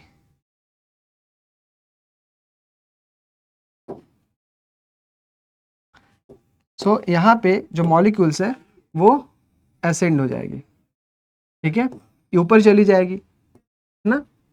अब जैसे ही ये ऊपर एयर जाएगी, जो एयर मॉलिक्यूल्स है जैसे ही ये ऊपर जाएगी तो यहाँ पर हमें क्या देखने को मिलेगा कि यार ऊपर जाकर के ये जो वार्म एयर है ना, ये जो वार्म एयर है, वार्म एयर है, ये धीरे धीरे करके यहाँ पर कोल्ड हो जाएगी, ठंडी हो जाएगी। ठीक है, अब ये ठंडी होकर के ये जो एयर है ये किधर जाएगी बेटा, इधर जाएगी। और यहाँ पे जैसे ही ठंडी होगी तो ये वार्म एयर है, यहाँ पे वार्म एयर है तो लाइट एयर होगी। ठीक है, लाइट एयर ऊपर चली गई। ठीक है, अब जैसे ही ऊपर गई तो यहाँ पर ये कोल्ड हो जाएगी। क्या हो जाएगी बेटा, कोल्ड हो जाएगी। और कोल्ड होने के बाद जैसे ही एयर कोल्ड होगी वो डेंस होने लग जाएगी। अब जैसे ही वो डेंस होगी एयर तो वो क्या होगी बेटा, वो धीरे धीरे करके डिसेंड होने लगेगी, वो नीचे गिरने लगेगी। तो इस इंपॉर्टेंट कॉन्सेप्ट इसको बहुत ही अच्छे से समझो कि विंड्स की डायरेक्शन किस तरीके से डिसाइड होती है। ठीक है, तो यहाँ पे लैंड है वो हीटेड हो गया, बिकॉज ऑफ दिस यहाँ पे जो एयर पार्टिकल्स है वो ऊपर जाएंगे, असेंड होंगे। और because of the air is light, जब ऊपर जाएगी तो यहाँ पर वो धीरे धीरे ठंडी होती जाएगी। और ठंडी होने के बाद जो एयर है वो डेंस हो जाएगी। क्या हो जाएगी बेटा, डेंस हो जाएगी। अब डेंस होने के बाद ये जो एयर है वो क्या हो जाएगी, ये नीचे यहां पर आ जाएगी। क्या हो जाएगी बेटा, नीचे आ जाएगी। ठीक है, हमें यहां पर नीचे आते हुए देखने को मिलेगी। तो यहाँ पे जो विंड है, जो एयर है वो कंडेंस होकर के नीचे आ गई, मतलब डेंस होकर के ये विंड, कोल्ड विंड नीचे आ गई। ठीक है, चलिए अब जैसे ही आएगी यहाँ पर तो समझो इस चीज को, इस चीज को बहुत ही अच्छे से समझो। ठीक है, जैसे ये गोल्ड विंड नीचे आएगी तो यहाँ का जो प्रेशर होगा, यहाँ पे जो प्रेशर होगा वो क्या हो जाएगा, इंक्रीज हो जाएगा। जो प्रेशर है यहाँ पर इंक्रीज हो जाएगा। तो ये जो रीजन है, ये जो वाला प्लेस है, तो यहाँ पर हमें किस तरीके की हमें यहाँ पर प्रेशर देखने को मिलेगा बेटा, that will be the high pressure. And this place will have a low pressure. यहां पर क्या होगा बेटा, लो प्रेशर होगा। एक चीज याद रखना, temperature is inversely proportional to pressure. इस फॉर्मूले को आप हमेशा याद रखना। In climatology temperature is inversely proportional to the pressure. ठीक है, तो अगर टेम्परेचर बढ़ेगा तो प्रेशर कम होगा, अगर टेम्परेचर बढ़ेगा तो प्रेशर कम होगा। क्यों, क्योंकि मॉलिक्यूल्स जो होंगे वो एक्साइटेड होंगे, और एक्साइटेड होकर के वो क्या हो जाएंगे, वो ऊपर उठ जाएंगे, ऊपर उठ जाएंगे, ऊपर उठेंगे। उससे मॉलिक्यूल्स के बीच का जो डिस्टेंस है वो क्या होगा, वो दूर दूर होता जाएगा। इससे जैसे दूर दूर होगा तो वहां पर जो प्रेशर है वो कम हो जाएगा। ठीक है, तो यहां पर टेम्परेचर क्या है बेटा, यहां पर टेम्परेचर ज्यादा है, इस कारण से यहां पर प्रेशर कम है। यहां पर प्रेशर ज्यादा है तो यहां पर टेम्परेचर क्या होगा, कम होगा। So this region will become a cold climate. यहां पर हमें कोल्ड क्लाइमेट देखने को मिलेगा, और यहां पर हमें वार्म क्लाइमेट देखने को मिलेगा, या फिर हॉट क्लाइमेट देखने को मिलेगा। ठीक है, दूसरी चीज, come to the second point, this is the first thing. ठीक है, दूसरी चीज समझो कि ये जो विंड्स की डायरेक्शन है वो कैसे मूव करती है। मैंने बताया कि high pressure to the low pressure. तो ये विंड्स की डायरेक्शन होगी बेटा, वो किस साइड जाएंगी, very very important, very very important, from high pressure to the low pressure, from high pressure to the low pressure. Very important, very very important, from high pressure to the low pressure. ठीक है, तो इस तरीके से winds की direction होगी। क्यों होगी यार? बिकॉज नेचर में ना हर किसी को इक्विलिब्रियम प्रेशर पसंद है, स्टेबिलिटी पसंद है, सब स्टेबल होना चाहते हैं। कोई भी, आप भी जैसे आप सोफा में बैठते हो तो वो भी एक हाई प्रेशर में आ जाती है, ठीक है? तो हर किसी चीज को हमें, नेचर में जो भी है बेटा, सब चीज को स्टेबिलिटी चाहिए। उस स्टेबिलिटी के लिए क्या करती है, यहां पर जो विंड्स हैं, ठीक है, हाई प्रेशर से किधर जाती है बेटा, लो प्रेशर की ओर जाती है, ठीक है? तो ये हमेशा याद रखना, जो विंड्स की डायरेक्शन होगी हाई प्रेशर से लो प्रेशर के पास जाएगी। और क्यों जाएगी, उसके पीछे का रीजन मैंने आपको यहां पर अभी जस्ट समझाया, ठीक है? Is it clear? चलिए अब इसका एग्जांपल देख लो यार, कि जैसे आप एसी वाले रूम में बैठते हो, तो क्या एसी वाला रूम ही ठंडा होता है? उसके आजू बाजू जो हॉल है वो ठंडा नहीं होता? होता है यार, बिकॉज कि यहाँ पर जो एसी के जो मॉलिक्यूल्स है, यहाँ पे जो मॉलिक्यूल्स है ये काफी ज्यादा कंडेंस है ना, काफी ज्यादा डेंस मॉलिक्यूल्स है, यहाँ पर इनकी डेंसिटी ज्यादा होगी। यहाँ पे कोल्ड यहाँ पे एटमॉस्फेयर में कोल्ड, यहाँ पे कोल्ड रीजन देखने को मिल रहा है। इसके कारण से क्या होगी, अब ये जो यहाँ पे हाई प्रेशर वाले जो मॉलिक्यूल्स हैं ये कहाँ किधर जाएंगे, ये लो प्रेशर वाले रीजन्स में जाएंगे। कहाँ पर जाएंगे बेटा, लो प्रेशर वाले रीजन्स में जाएंगे, जिसके कारण से जो आसपास के जो कमरे हैं वहां पर टेम्परेचर ज्यादा है, आसपास के कमरे के पास टेम्परेचर ज्यादा है। इस कारण से ये जो मॉलिक्यूल्स हैं हमें इधर आके देखने को मिलेंगे, और आजू बाजू वाले कमरे भी क्या हो जाते हैं बेटा, ठंडे हो जाते हैं। वहां का जो टेम्परेचर है, वहां का टेम्परेचर ठंडा हो जाता है, ठीक है? So this is how the phenomena this work, this is how this phenomena works, ठीक है? समझ में आया आपको कि प्रेशर एंड विंड्स किस तरीके से, प्रेशर किस तरीके से विंड्स की डायरेक्शंस को इफेक्ट करती है, ठीक है? तो everything is works in a simultaneously, ठीक है? यहाँ पे कोई भी चीज आइसोलेशन में वर्क नहीं कर रही। तो टेम्परेचर के कारण प्रेशर इफेक्ट होता है, प्रेशर के कारण विंड्स इफेक्ट होती है, ठीक है? This is clear. चलिए अभी हम विंड्स के डायरेक्शंस को और भी अच्छे से समझेंगे। चलिए बात करते हैं नेक्स्ट स्लाइड में, कि देखिए आप यहाँ पे देख सकते हो कि सिंपल सी बात है, लो प्रेशर एरिया है, यहाँ पे warm air over the land ऊपर चली जाएगी। अब ये विंड्स जो है ऊपर जाकर के क्या हो जाएंगी, ठंडी हो जाएंगी। और ऊपर जाके जैसे ही ठंडी होंगी तो ये विंड्स किधर मूव करेंगी, कोल्ड रीजन में, ठीक है? और यहाँ से विंड्स क्या होंगी, डिसेंड हो जाएंगी। क्या हो जाएंगी बेटा, डिसेंड हो जाएंगी। इस तरीके से जो विंड्स की डायरेक्शन होगी, ठीक है, वार्म एयर से so from cold high pressure से विंड्स की डायरेक्शन होगी बेटा लो प्रेशर में। कहां पे होगी बेटा, हाई प्रेशर से लो प्रेशर की ओर विंड्स की डायरेक्शन होगी, ठीक है? So here you can see that wind travels from high pressure to the low pressure and less air molecules equal to the less dense air, ठीक है? And as height of the land increases air become less dense. These are the important points that you have to remember, ठीक है? चलिए आगे बढ़ते हैं। सो इस concept को याद रखिएगा, क्योंकि क्लाइमेट में अगर इस कॉन्सेप्ट को आपने ध्यान से समझ लिया तो आपको सारे इंपॉर्टेंट कॉन्सेप्ट समझ में आएंगे, ठीक है? तो एवरीथिंग इज इंटरलिंक्ड, किसी भी चीज को स्किप मत करिएगा, ठीक है? चलिए तो हियर कॉन्टिनेंटल इफेक्ट मैंने आपको समझा दिया है। क्या होता है कि suppose this is the India के जो कोस्टल रीजन्स होंगे, ये जो कोस्टल रीजन्स होंगे, यहाँ पर हमें क्या देखने को मिलेगा बेटा, यहाँ पर हमें ज्यादा टेम्परेचर में डिफरेंस देखने को नहीं मिलता। सो क्यों नहीं मिलता, because of moderating effect. Interior of the अर्थ में हमें यहाँ पर क्या देखने को मिलेगा, यहाँ पर हमें देखने को मिलेगा कॉन्टिनेंटल इफेक्ट, ठीक है? इस चीज को याद रखिएगा, कॉन्टिनेंटल इफेक्ट हमें देखने को मिलेंगे, ठीक है?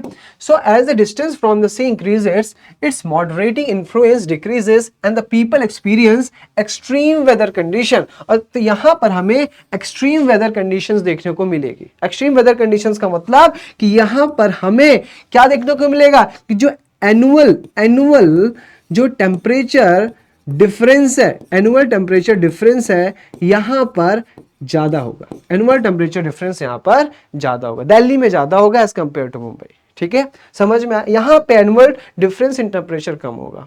उसके पीछे का क्या रीजन है वो आपको मैं अभी जस्ट समझाता हूँ, ठीक है? The condition is known as continental, that is very hot during the summer and very cold during the winters. तो समर में बहुत ज्यादा गर्मी होगी और विंटर्स में बहुत ज्यादा ठंडी हमें देखने को मिलेगी। ठीक है, इज इट क्लियर? चलिए नेक्स्ट स्लाइड में हम समझते हैं किस तरीके से वर्क करता है। समझे इस चीज को यार, ठीक है। सन देखो डे टाइम में क्या होता है, सबसे पहले हम डे की बात करेंगे, इसको अच्छे से समझो, अच्छे से, है ना, क्योंकि यहाँ पे कंफ्यूज नहीं होना है, मार्क्स कटने नहीं चाहिए आपके, ठीक है। डे टाइम में क्या होता है और हम बात करेंगे नाइट टाइम में क्या होता है, ठीक है। दो हम यहाँ पे समझेंगे, डे में क्या होता है, नाइट में क्या होता है।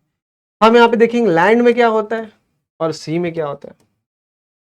समझो इस चीज को, बहुत ही अच्छे से समझेंगे, ठीक है। डे टाइम में जो हमारा लैंड है, मतलब हमारा क्या जो लैंड है वो क्या हो जाता है, बहुत जल्दी वार्म हो जाता है, ठीक है। लैंड की जो स्पेसिफिक हीट होती है बहुत कम होती है, बहुत जल्दी गर्म होता है, बहुत जल्दी ठंडा होता है, शंकर जी की तरह होता है, शिव जी की तरह, बहुत जल्दी गुस्से में आ जाते हैं, बहुत जल्दी शांत हो जाता है, ठीक है। उसी प्रकार से जो लैंड होता है बेटा, बहुत जल्दी गर्म हो जाता है और बहुत जल्दी ठंडा भी हो जाता है। तो यहाँ पे गर्मी बहुत जल्दी होगी, ठंडी भी होगी, तो यहाँ पर हम देख सकते हैं लो प्रेशर बनेगा। क्या बनेगा बेटा, जैसे मैंने बताया कि अगर टेम्परेचर ज्यादा होगा तो प्रेशर कम होगा, टेम्परेचर ज्यादा होगा तो प्रेशर कम होगा, ठीक है। तो यहां पे लो प्रेशर बनेगी। कंपैरेटिवली जो वाटर है, सी है, उसकी स्पेसिफिक हीट ज्यादा होती है, तो वो बहुत धीरे गर्म होता है और बहुत धीरे ठंडा होता है। तो गर्म बहुत धीरे होगा, तो मतलब इसकी टेम्परेचर यहां पर कम है, तो यहां पे कैसा प्रेशर बनेगा, हाई प्रेशर बनेगा। कैसा बनेगा बेटा, हाई प्रेशर बनेगा, और यहां पर हमें लो प्रेशर देखने को मिलेगा, ठीक है। तो मैंने बताया फॉर्मूला क्या कि विंड्स कैसे मूव करती हैं, हाई प्रेशर से लो प्रेशर की ओर मूव करती है। तो क्या डायरेक्शन होगी विंड्स की, विंड्स की डायरेक्शन होगी बेटा from sea to land, from sea to land. You can see here cool air from ocean, cool air from ocean, sea cooler than land warmer. तो यहां से इस तरीके से ये हमें विंड्स की डायरेक्शन देखने को मिलेगी, ठीक है, from land to, from sea to land in a day time. Come to the next point, भैया लैंड ठंडा हो चुका है और पानी अभी भी गर्म है। तो अगर पानी अगर अभी भी गर्म है तो यहां पर लो प्रेशर होगा, और ये जो लैंड है वो ठंडा हो चुका है, तो यहां पर क्या होगा, हाई प्रेशर होगा, ठीक है। मैंने अभी आपको बताया विंड्स मूव करेंगी from high pressure centre to the low pressure centre, from high pressure centre to the low pressure centre, ठीक है। समझ में आया आपको ये बात, क्लियर है सभी को कि विंड्स मूव करेंगी हाई प्रेशर से लो प्रेशर की ओर नाइट में, और डे में मूव करेंगी from high pressure to the low pressure centre because of the difference in specific heat of land and sea, because land get heater much faster and cold get cold much faster than sea, ठीक है। बहुत जल्दी गर्म भी होता है, बहुत जल्दी ठंडा भी होता है, और वहीं पर जो वाटर है उसकी स्पेसिफिक हीट काफी ज्यादा होती है, तो धीरे धीरे गर्म होगी और धीरे धीरे ठंडी होगी, ठीक है। Is it clear?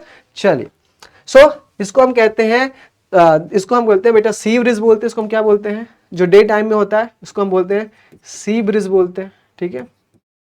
ठंडी ठंडी हवा होती है। और यहां पर नाइट में क्या होता है बेटा, दैट इज, इसको हम बोलते हैं लैंड ब्रिज, ठीक है। नाइट में हम बोलते हैं लैंड ब्रिज बोलते हैं। इसीलिए आप देखते हो कि जो कोस्टल रीजन्स में होता है, शाम को वॉक करने के निकलते हैं, है ना, वॉक करने के लिए, अच्छा एटमॉस्फेयर होता है, अच्छा क्लाइमेटिक कंडीशन होता है, काफ़ी अच्छी ठंडी ठंडी हवाएं बहती है। तो because of this difference in the pressure ना, इन विंड्स का डायरेक्शन होता है। इस कारण से बहुत ही अच्छा लगता है हमें जब भी हम किसी कोस्टल रीजन में घूमने के लिए जाते हैं, मज़ा आता है एकदम, है ना। गोवा कई लोग जाते हैं, है ना, इसीलिए कि वहाँ पे अच्छी अच्छी, इसीलिए कोई और भी रीजन हो सकता है, ठीक है, जरूरी नहीं है, ठीक है। चलिए बात करते हैं। So this is a question, why do coastal region experience moderating climate. तो coastal area have moderate temperature because the land absorb and radiate, because the land absorb and radiate heat much faster than sea. So during the day cold air from sea rush towards the land, and during the night cold air from the land rush towards the sea, ठीक है। as such land gets heated, sand gets heated or cooled more rapidly as compared to water under the similar condition. Thus a large difference in temperature is developed between the land and sea, due to which land and sea breeze are formed, and these breezes make the climate near the sea shore moderate, ठीक है। अब आपको समझ में आया होगा कि क्यों कोस्टल रीजन्स में टेम्परेचर कम होता है, क्यों अर्थ मतलब इंडिया के इंटीरियर वाले रीजन्स में टेम्परेचर ज़्यादा होता है। So because of this effect, ठीक है, मॉडरेटिंग एंड कॉन्टिनेंटल इफेक्ट, ठीक है। Is it clear? चलिए अब हम बात करते हैं रिलीफ फीचर्स, ठीक है। तो रिलीफ फीचर्स की बात करते हैं फटाफट। तो फाइनली देखो यार, फटाफट समझ लो इस चीज को कि relief feature to play a major role in determining the climate of a place, how does it actually matters. इस चीज को समझिए। फॉर एग्जाम्पल ये आपको इंडिया का कोस्ट देखने को मिल रहा होगा। Suppose you can see here, you can see here the coast of India, ठीक है। ठीक है, ये आपको इंडिया का कोस्ट देखने को मिल रहा है। तो यहाँ पे क्या होता है बेटा, समझिए इस चीज को। एज यू नो कि यहाँ पर हमें क्या देखने को मिलते हैं, हमें यहाँ पर देखने को मिलते हैं क्या चीज बेटा, वेस्टर्न घाट्स देखने को मिलते हैं, है ना। यहाँ पर हमें वेस्टर्न घाट्स देखने को मिलते हैं, ठीक है। This is continuous ranges, this is not, इधर हमें ईस्टर्न घाट्स देखने को मिलते हैं। So because of this western Ghats what happen here कि यहाँ पे जो विंड्स है यहाँ पर, ये जब मैं आपको बताऊंगा, जब साउथ वेस्ट मानसून होता है तो यहाँ की जो विंड्स होता है साउथ वेस्ट डायरेक्शन से आती हैं, और जैसे ही आती हैं तो ये पिकअप करती है मॉइस्चर फ्रॉम द अरेबियन सी से मॉइस्चर पिकअप करती हैं। और इस मॉइस्चर को पिकअप करने के बाद because of this elevation of the western Ghats, these moisture winds क्या होती है बेटा, ये असेंड करती है, ऊपर उठ जाती है, एलिवेट करती है because of this western Ghats. जैसे ये ऊपर जाती है बेटा तो ये क्या हो जाती है बेटा, कंडेंस हो जाती है, ठीक है। यहाँ पे मैं आपको समझा देता हूँ। Suppose this is a mountainous region, ठीक है। यहाँ पर विंड्स आ रही है, तो ये ऊपर उठ जाएंगी, ऊपर उठ करके यहाँ पर बेटा ये कंडेंस हो जाएंगे, ठीक है, सैचुरेट होने लग जाएंगी। क्यों? क्योंकि ठंडी हो गई, और ठंडी हो करके ये क्या बनाएंगी, यहाँ पे क्लाउड्स बनाएंगी, और क्लाउड्स बना करके यहाँ पर बारिश कराएंगे। तो यू कैन सी ये कि वेस्टर्न घाट्स में हमें बहुत ज़्यादा रेनफॉल देखने को मिलता है because of this orographic rainfall. इसको हम क्या कहेंगे बेटा, this will be called as a orographic rainfall. इसको हम क्या बोलेंगे, ओरोग्राफिक रेनफॉल, ठीक है, ओरोग्राफिक रेनफॉल। इसको हम क्या बोलते हैं, ओरोग्राफिक रेनफॉल बोलते हैं, ठीक है। So the high mountains act as a barrier, क्या एक्ट कर रहा है, बैरियर की तरह एक्ट कर रहा है फॉर कोल्ड और हॉट विंड्स। सो दे में ऑल्सो कॉस्ट प्रेसिपिटेशन हो रहा है, रेनफॉल करा दिया मैंने यहाँ पे, ठीक है, if they are high enough and lie in the path of rain wearing winds, ठीक है। इस कारण से हम देख सकते हैं वेस्टर्न घाट्स में बहुत ज्यादा बारिश होती है, और इसी कारण से जो यहाँ पर आप डेजर्ट देख रहे हो राजस्थान में, because Aravalli ranges are parallel to the winds, ये पैरेलल होती है, इसको बैरियर क्रिएट नहीं करती, जिस कारण से हमें इस रीजन में डेजर्ट देखने को मिलता है। चलिए आपका मैंने फिजिकल फीचर ऑफ इंडिया वाला चैप्टर भी थोड़ा सा कनेक्ट कर दिया इस पे, ठीक है। चलिए समझ में आया, ठीक है, रिलीफ फीचर कैसे फिट करता है। फटाक से आते हैं ओशियन करेंट्स, ठीक है। ओशियन करेंट्स भी अफेक्ट करते हैं बेटा, यहाँ पे ज्यादा आपको डिटेल में नहीं समझना, ठीक है। जहां पर ओशियन करेंट्स दो तरीके के होते हैं, कौन कौन से होते हैं यहाँ पे समझिए। यहाँ पे एक होता है बेटा that is warm ocean currents होते हैं। दूसरा होता है cold ocean currents. Warm ocean currents हमें ट्रॉपिकल रीजन्स में देखने को मिलता है, इसको ट्रॉपिकल रीजन्स में देखने को मिलता है, ये हमें पोलर रीजन्स में देखने को मिलता है, ठीक है। तो जहां पर कोल्ड ओशियन करंट जाएंगे वहां पे टेम्परेचर क्या करेंगे, वार्म ओशियन करंट जहां पर जाएंगे वहां पे टेम्परेचर कम करेंगे, ज्यादा वहां पे टेम्परेचर बढ़ा देंगे। जहां पर कोल्ड ओशियन करंट जाएंगे वहां का टेम्परेचर क्या कर देंगे, कम कर देंगे। तो इस तरीके से ओशियन करंट्स भी टेम्परेचर को, क्लाइमेटिक कंडीशंस को अफेक्ट करते हैं। आपके समझने के लिए मैंने एक स्लाइड डाल दी है कि आप देख सकते हो, यहाँ पे जहां पर ओशियन करंट जाएंगे वार्म वाले, वहां पर हमें वार्म क्लाइमेटिक कंडीशंस देखने को मिलेगा। You can C a north Atlantic drift, that is why British have a moderate, वहां पे वार्म क्लाइमेट देखने को मिलता है, ठीक है, because of this north Atlantic drift, ठीक है। तो यू कैन सी हियर, तो जहां पे वार्म ओशियन करंट जाएंगे वहां पर हमें वार्म क्लाइमेटिक कंडीशंस, जहां पर कोल्ड ओशियन करंट जाएंगे वहां पर हमें कोल्ड क्लाइमेटिक कंडीशंस देखने को मिलेगा। बेटा ये क्लास 11th में आप इसको काफी अच्छे डिटेल से समझोगे, ठीक है। अभी इतना ज्यादा डीप में समझने की जरूरत नहीं, इसलिए मैं आपको समझा भी नहीं रहा हूं, ठीक है।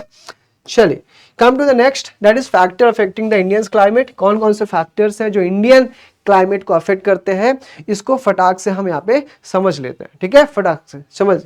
चलिए, मैंने आपको बोला कि यार लैटिट्यूड, अगर मैं इंडिया की बात करूं तो इंडिया में लैटिट्यूड, मैंने आपको समझाया कि लैटिट्यूड क्या होता है।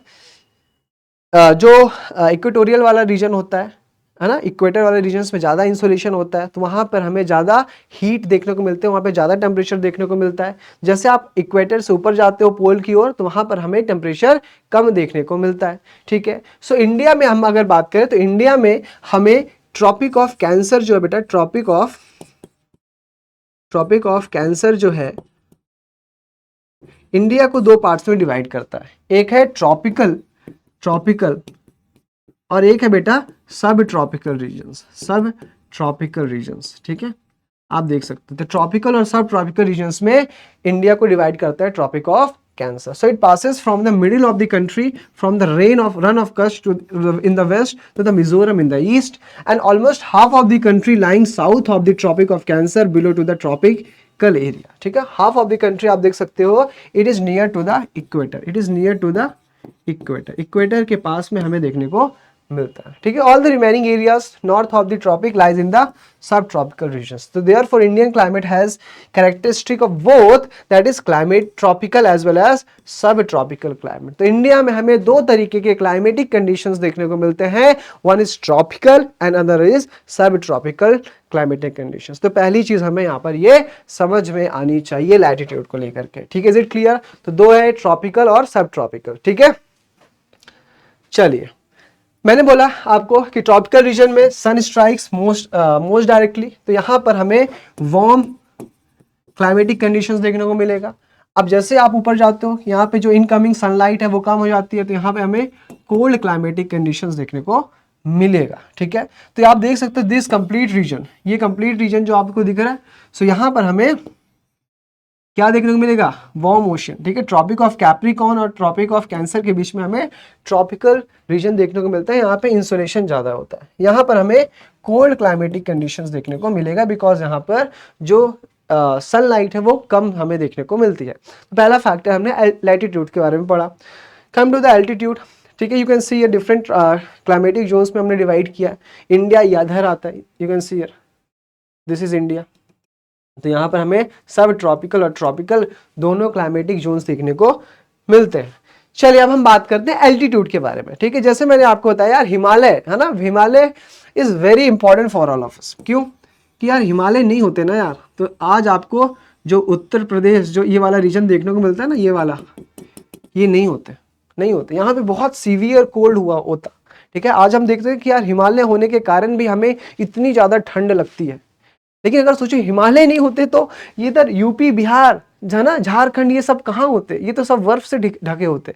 ठीक है, तो यू कैन सी हियर कि India has a mountain to the north which have average height of about 6000 metre, so it stops the cold north winds. ठीक है, जो नॉर्थ से आती हुई कोल्ड विंड्स होती हैं, इसको Himalaya mountain act as a barrier, एक बैरियर की तरह एक्ट करता है, जिसके कारण से हमें जो साउथ ऑफ हिमालय वाले रीजन्स में कम कोल्ड क्लाइमेटिक कंडीशंस देखने को मिलता है। मतलब कि यहाँ का टेम्परेचर काफी ज्यादा ठीक ठाक मॉडरेट होता है। ठीक है, so you can see India has a vast coastal area where the maximum elevation is about 30 metres. तो हिमालय प्रिवेंट्स, क्या करती है बेटा? ये प्रिवेंट्स करती है कोल्ड विंड्स को from centre Asia from entering the sub continents. ठीक है, तो सब कॉन्टिनेंट से, जो सेंट्रल एशिया के सब कॉन्टिनेंट से जो कोल्ड विंड्स होती हैं, उसको आने से हिमालय क्या करते हैं? इसको रोकते हैं। ठीक है, इस कारण से हमें यहाँ पर मॉडरेट क्लाइमेटिक कंडीशंस देखने को मिलता है। अदरवाइज क्या होता? आप सोच ही लो। ठीक है, so it is because of these mountains this subcontinent experience more comparatively milder winters as compare to the central Asia. ठीक है, इसलिए हमारे यहाँ पे माइल्डर विंटर्स होते हैं। ठीक है, क्लियर है? चलिए, अब हम बात करते हैं प्रेशर एंड विंड्स। ठीक है, ये थोड़ा सा टॉपिक है ना, इसको डिटेल में हमें अच्छे से समझना है। थोड़ा सा यहाँ पे टफ टॉपिक है, बट कोई नहीं, हम इसको अच्छे से करेंगे। चलिए इधर दे। तो climate and associated weather condition in India are govern by the following atmospheric conditions. ठीक है, मैंने आपको बोला कि जो वेदर कंडीशंस हैं कौन कौन फैक्टर से अफेक्ट होती हैं। सबसे पहला बेटा प्रेशर एंड सरफेस विंड्स। ठीक है, तो pressure affects the wind direction, और उन विंड डायरेक्शन के कारण हमें यहाँ पर डिफरेंट क्लाइमेटिक कंडीशंस देखने को मिलती है, वो मैं आपको अभी समझाऊंगा। दूसरा है अपर एयर सर्कुलेशन, ठीक है। तो आप देखो समझो, for example so this is a surface, तो यहाँ पे जो विंड्स होंगी इसको हम क्या कहेंगे बेटा, इसको हम कहेंगे सरफेस विंड। इसको हम क्या कहेंगे बेटा, इसको हम कहेंगे सरफेस विंड। कुछ विंड्स ऊपर चलती हैं, है ना, कुछ विंड बहुत तेज बहुत फास्ट ऊपर चलती है, इसको हम कहेंगे that is upper air circulation. Upper air circulation कहेंगे, क्या कहेंगे इसको हम, अपर एयर सर्कुलेशन कहेंगे, ठीक है। तीसरा जो अफेक्ट करता है क्लाइमेटिक कंडीशंस को, that is western cyclonic disturbance और द ट्रॉपिकल साइक्लोन, ठीक है। इनके बारे में हम अच्छे से समझेंगे, not important as per your subject of class 9, but you should know कि किस तरीके से अफेक्ट करता है, ठीक है। मैंने आपको बताया कि लो प्रेशर होगी तो विंड्स असेंड होंगी, ऊपर उठेंगी, ऊपर उठने के बाद ये विंड्स क्या हो जाएंगी, कोल्ड हो जाएंगी, ठीक है। और दूसरी बात, अब जैसे ही कोल्ड होंगी ऊपर उठने के बाद, तो ये विंड्स क्या होंगी, यहाँ पर आप देख सकते हो हाई प्रेशर सेंटर्स बनाएंगी। क्यों, क्योंकि यहाँ पर ये विंड्स डिसेंड होंगी, नीचे जाएंगी, तो उससे क्या होगा, ये विंड्स हाई प्रेशर सेंटर्स बनाएंगी, ठीक है। Is it clear to all of you guys, मैंने आपको क्लियरली समझाया। और विंड्स कैसे मूव करती है, from high pressure centres to the low pressure centres, from high pressure centre to the low pressure centre. Is it clear? चलिए अब हम समझते हैं यार, सबसे important pressure weights and wind direction. बहुत ही अच्छे से समझते हैं प्रेशर वेट्स कौन कौन से होते हैं और विंड्स की डायरेक्शन किस तरीके से तय की जाती है, ठीक है। चलिए समझते हैं फटाफट। तो बना लेते हैं हम अपने प्यारे धरती माता को, ठीक है। यू कैन सी हियर,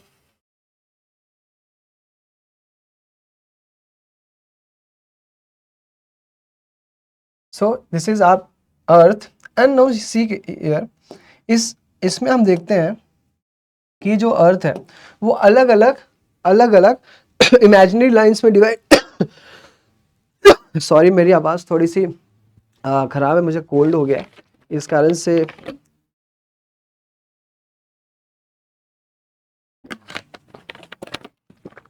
देखिए।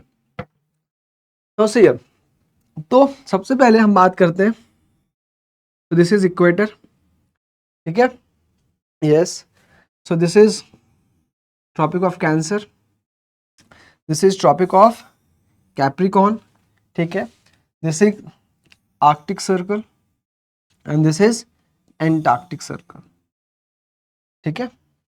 सी, अब मैंने आपको समझाया कि जो इक्वेटर है, ठीक है, सो दिस इज 0 डिग्री, इसको हम बोलते हैं equator. This is 23.5, that will be tropic of Cancer, इसको हम बेटा समझते हैं अच्छे से। And this is 23.5 degree tropic of Capricorn, ठीक है। Now you can see here, this is a Arctic circle, this is Antarctic circle, ठीक है। This is 66.5 in northern hemisphere, this is 66.5 in a southern hemisphere, southern hemisphere, ठीक है। तो this is Antarctic circle. Now see here, मैंने आपको बोला कि this is equatorial region. अब यहाँ पे इक्वेटोरियल रीजन होने के कारण क्या होगा बेटा, यहाँ पर जो सन होगा इसकी रेस डायरेक्टली पड़ेगी यहाँ पे इक्वेटोरियल रीजन्स पे, ठीक है। आपको आपकी समझने के लिए मैं यहाँ पर एक सन भी बना देता हूँ, ठीक है, मैं यहाँ पर एक सन भी बना देता हूँ, ठीक है, ठीक है। अब जैसे ये जो रेज है ये डायरेक्टली यहाँ पर पड़ेंगी, यहाँ पर डायरेक्टली ये रेज पड़ेगी सन की डायरेक्टली रेज यहाँ पर पड़ रही है, जिसके कारण से यहाँ की जो विंड्स होंगी, यहाँ की जो सरफेस विंड्स होंगी ये ऊपर उठेंगी और ऊपर उठ करके ये विंड्स क्या करेंगी, बेटा ऊपर उठ करके ये विंड्स डिसेंड हो जाएंगी, सो यहां से विंड्स क्या हो रही है, ऊपर उठ रही हैं, ऊपर उठ रही हैं, ऊपर उठ करके इधर जाएंगी, इधर जाएंगी, और फिर यहां पर विंड्स क्या हो जाएगी, यहां पर डिसेंड हो जाएगी, यहां पर विंड्स डिसेंड हो जाएंगी, जिसके कारण से यहां पर बनेगा, यहां पर बनेगा, क्या बनेगा, यहां पर बनेगा सब ट्रॉपिकल, यहां पर बनेगा सब ट्रॉपिकल, सब ट्रॉपिकल हाई प्रेशर। ठीक है, सब ट्रॉपिकल हाई प्रेशर बनेगा।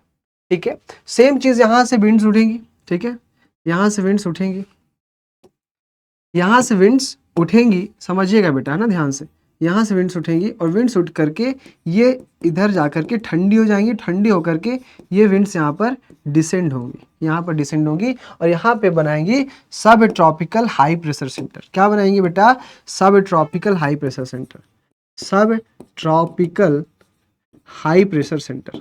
ठीक है, यहाँ पे बनाएगा ट्रॉपिकल लो प्रेशर सेंटर। क्या बनेगा, यहाँ पे ज्यादा है, ट्रॉपिकल लो प्रेशर सेंटर। अब देखो ये जो पोल वाला रीजन है, ये जो पोल वाला रीजन है, यहां पर कंपैरेटिवली इसके कंपैरिजन में ये वाला रीजन ज्यादा गर्म होगा। अगर मैं पोल से आर्कटिक सर्कल वाले रीजन को कंपेयर करूं तो ये रीजन ज्यादा गर्म होगा as compare to this pole region. तो यहां पर क्या होगा, यहां पर क्या होगा बेटा कि यहां पे लो प्रेशर सेंटर बनेगा। यहां पे क्या बनेगा, यहां पर बनेगा सब polar that is low pressure. क्या बनेगा, सब पोलार लो प्रेशर। यहां पर भी बनेगा सब polar low pressure centre, because as compared to pole this region is hot, this region is warm। मैंने बोला था temperature is a comparative measurement of a place. ठीक है, so as compare to poles this subpolar region will be warm climate. ठीक है, तो यहां पे क्या होगा, यहां से जो विंड्स होंगी, यहां से जो विंड्स होंगी, यहां से जो विंड्स होंगी ये उठेंगी उठेंगी उठेंगी उठेंगी और उठ करके ये विंड्स इधर जाएंगी। ठीक है, इधर जाएंगी, इधर जाकर के ठंडी हो जाएंगी, ठंडे होकर यहाँ पे कंडेंस हो जाएंगी। सेम यहाँ पर विंड्स आएंगी, विंड्स आकर के यहाँ पर जाकर के डिसेंड हो जाएंगे। ठीक है, हाई प्रेशर सेंटर। ठीक है, तो यहाँ पर हमें देखने को मिल रहा है कि यहाँ पर जो वार्म विंड्स हैं यहाँ से उठ रही हैं और उठ करके इस सब ट्रॉपिकल हाई प्रेशर सेंटर्स पे डिसेंड हो रही है। तो यहाँ पे हमें हाई प्रेशर देखने को मिल रहा है। यहाँ पर सेम वे पोल्स के कंपैरिजन में यहाँ पर हमें लो प्रेशर देखने को मिल रहा है और यहाँ पर हमें हाई प्रेशर देखने को मिल रहा है। कहाँ पर, यहाँ पर। ठीक है, हाई प्रेशर होगा पोल्स में, हाई प्रेशर होगा पोल्स में क्योंकि टेम्परेचर कम है। मैंने बताया था कि जहां पर टेम्परेचर ज्यादा होगा वहां पर प्रेशर कम होगा, जहां पे टेम्परेचर कम होगा, जहां पर टेम्परेचर कम होगा तो वहां पर प्रेशर ज्यादा होगा। ठीक है, तो सी है, मैंने आपको बोला कि जो विंड्स की डायरेक्शन है वो मूव करती है फ्रॉम हाई प्रेशर सेंटर से to the low pressure centre. किधर मूव करेंगी, फ्रॉम हाई प्रेशर सेंटर से to the low pressure centre. ठीक है, तो समझो ध्यान से बेटा, समझो ध्यान से, बहुत ही ध्यान से समझो इस चीज को कि यहां पर जो विंड्स की डायरेक्शन होगी वो क्या होंगी, विंड्स की डायरेक्शन होगी फ्रॉम हाई प्रेशर से लो प्रेशर। किधर होगी बेटा, फ्रॉम हाई प्रेशर से लो प्रेशर, ऐसी होंगी, फ्रॉम हाई प्रेशर से low pressure, from high pressure से लो प्रेशर। ठीक है, फ्रॉम हाई प्रेशर से low pressure, from high pressure से low pressure, from high pressure से लो प्रेशर। ऐसी होंगी विंड्स की डायरेक्शन। ठीक है, ऐसी जाएंगी, नहीं ऐसी नहीं जाएंगी। क्यों ऐसी नहीं जाएंगी, because of Ferrel's law. Because of Ferrel's law यहां पर क्या होता है, बिकॉज ऑफ फेरेल्स लॉ, जो फेरेल्स भैया है, फेरेल्स लॉ है, ये बताता है because of Coriolis force, Coriolis force, because of Coriolis force. यहां पर कोरियोलिस फोर्स के कारण क्या होता है, समझो इस चीज को। Because of this Coriolis force in northern hemisphere, जो नॉर्दर्न हेमिस्फीयर है, यहां पर जो विंड्स होंगी वो डिफ्लेक्ट होंगी टुवर्ड्स राइट। नॉर्दर्न हेमिस्फीयर्स में जो विंड्स होंगी वो डिफ्लेक्ट होगी किस डायरेक्शन में बेटा, राइट डायरेक्शन में। किसके, विंड्स के राइट डायरेक्शन में, हमारे तुम्हारे राइट डायरेक्शन में नहीं, तो किसके डायरेक्शन में, विंड्स के राइट डायरेक्शन में। ठीक है, समझ में आया। And in southern hemisphere, in southern hemisphere, जो सदर्न हेमिस्फेयर होगा वो विंड्स की डायरेक्शन किधर होगी बेटा, विंड्स की डायरेक्शन होगी लेफ्ट, लेफ्ट साइड डिफ्लेक्ट करेगी। ऐसा क्यों हो रहा है इसको समझ लेते पहले, ठीक है, इधर देखो। सो ऐसा क्यों हो रहा है समझो इस चीज को, ठीक है। So see here, apparent force caused by the earth rotation, because of rotation of earth. तो अर्थ कैसे रोटेट कर रही है बेटा, फ्रॉम वेस्ट टू ईस्ट, है ना, वेस्ट टू ईस्ट डायरेक्शन में रोटेट कर रही है, जिस कारण से जो विंड्स है it is responsible for deflecting the winds toward the right in northern hemisphere. तो नॉर्दर्न हेमिस्फीयर में, नॉर्दर्न हेमिस्फीयर में जो विंड्स हैं वो किधर होंगी, राइट साइड। तो ये हो गया, इधर हो गया। अब मेरा राइट, विंड्स का राइट क्या होगा, ये वाला, ये वाला, ठीक है। ये साइड क्या होगा बेटा, विंड्स का राइट होगा, ठीक है। तो विंड्स ऐसे ना जाकर के इधर डिफ्लेक्ट करेंगे, इधर डिफ्लेक्ट करेंगे, इधर डिफ्लेक्ट करेंगे, इधर डिफ्लेक्ट करेंगे। समझ में आई मेरी बात। तो नॉर्दर्न हेमिस्फीयर में विंड्स डिफ्लेक्ट करेंगी राइट साइड, ठीक है। Is it clear all of you. So in the same way towards the left in the southern hemisphere, तो लेफ्ट ये देखो, लेफ्ट ये हो गया विंड्स की डायरेक्शन, तो राइट लेफ्ट, तो विंड्स कैसे मूव करेंगी, इस डायरेक्शन में। कहां पर बेटा, सदर्न हेमिस्फीयर में। कहां पर, सदर्न हेमिस्फीयर में। क्लियर है बेटा, सभी को समझ में आया। चलिए, बिकॉज ऑफ रोटेशन ऑफ अर्थ, ठीक है। चलिए अब यहां पे हम देखते हैं, अपनी विंड्स की डायरेक्शंस को हम समझते हैं। तो किधर जाएंगी, हाई प्रेशर से लो प्रेशर विंड्स आ रही है, तो विंड्स की डायरेक्शन हो जाएगी किस साइड, कोई मुझे बता सकता है। हाई प्रेशर से लो प्रेशर, ऐसे जाएंगी, ठीक है। हाई प्रेशर से low pressure centre, high pressure से लो प्रेशर सेंटर, ठीक है। In the same way in southern hemisphere winds ऐसे जा रही हैं, तो मैंने आपको बोला सदर्न हेमिस्फीयर में किस साइड डिफ्लेक्ट करेंगी, इस साइड। किस साइड बेटा, left side, left side, left side. बहुत ही ध्यान से समझो, कंफ्यूज नहीं होने का, ठीक है, कंफ्यूज नहीं होने का, ठीक है। तो हाई प्रेशर से लो प्रेशर जा रही है, लो प्रेशर में मैंने बोला कि सदर्न हेमिस्फीयर में लेफ्ट साइड, ये देखो, ये देखो, लेफ्ट साइड, लेफ्ट साइड, ठीक है। समझ में आया। सेम वे हाई प्रेशर से लो प्रेशर राइट साइड कर लो, राइट साइड, ठीक है, राइट साइड, राइट साइड कर लो फटाफट, ठीक है। सेम वे इधर देखो, हाई प्रेशर से लो प्रेशर सदर्न हेमिस्फीयर में किस साइड होगी, लेफ्ट साइड होगी।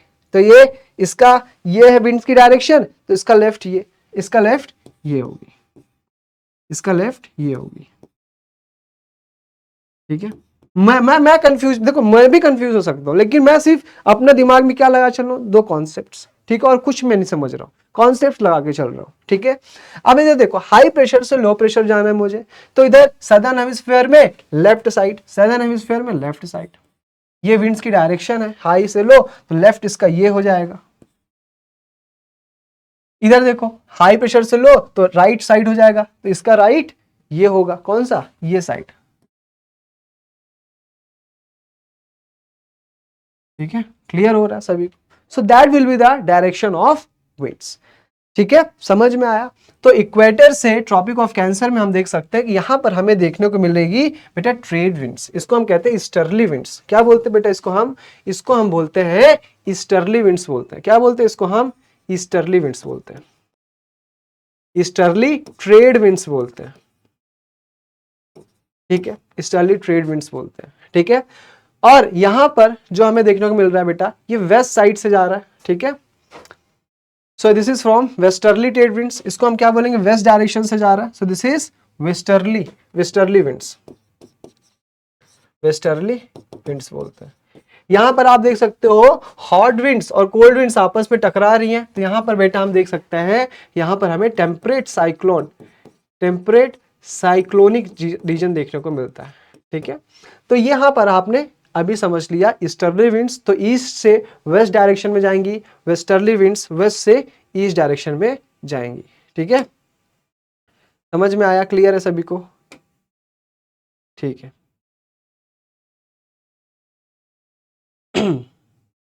आई होप दिस इज क्लियर, ठीक है।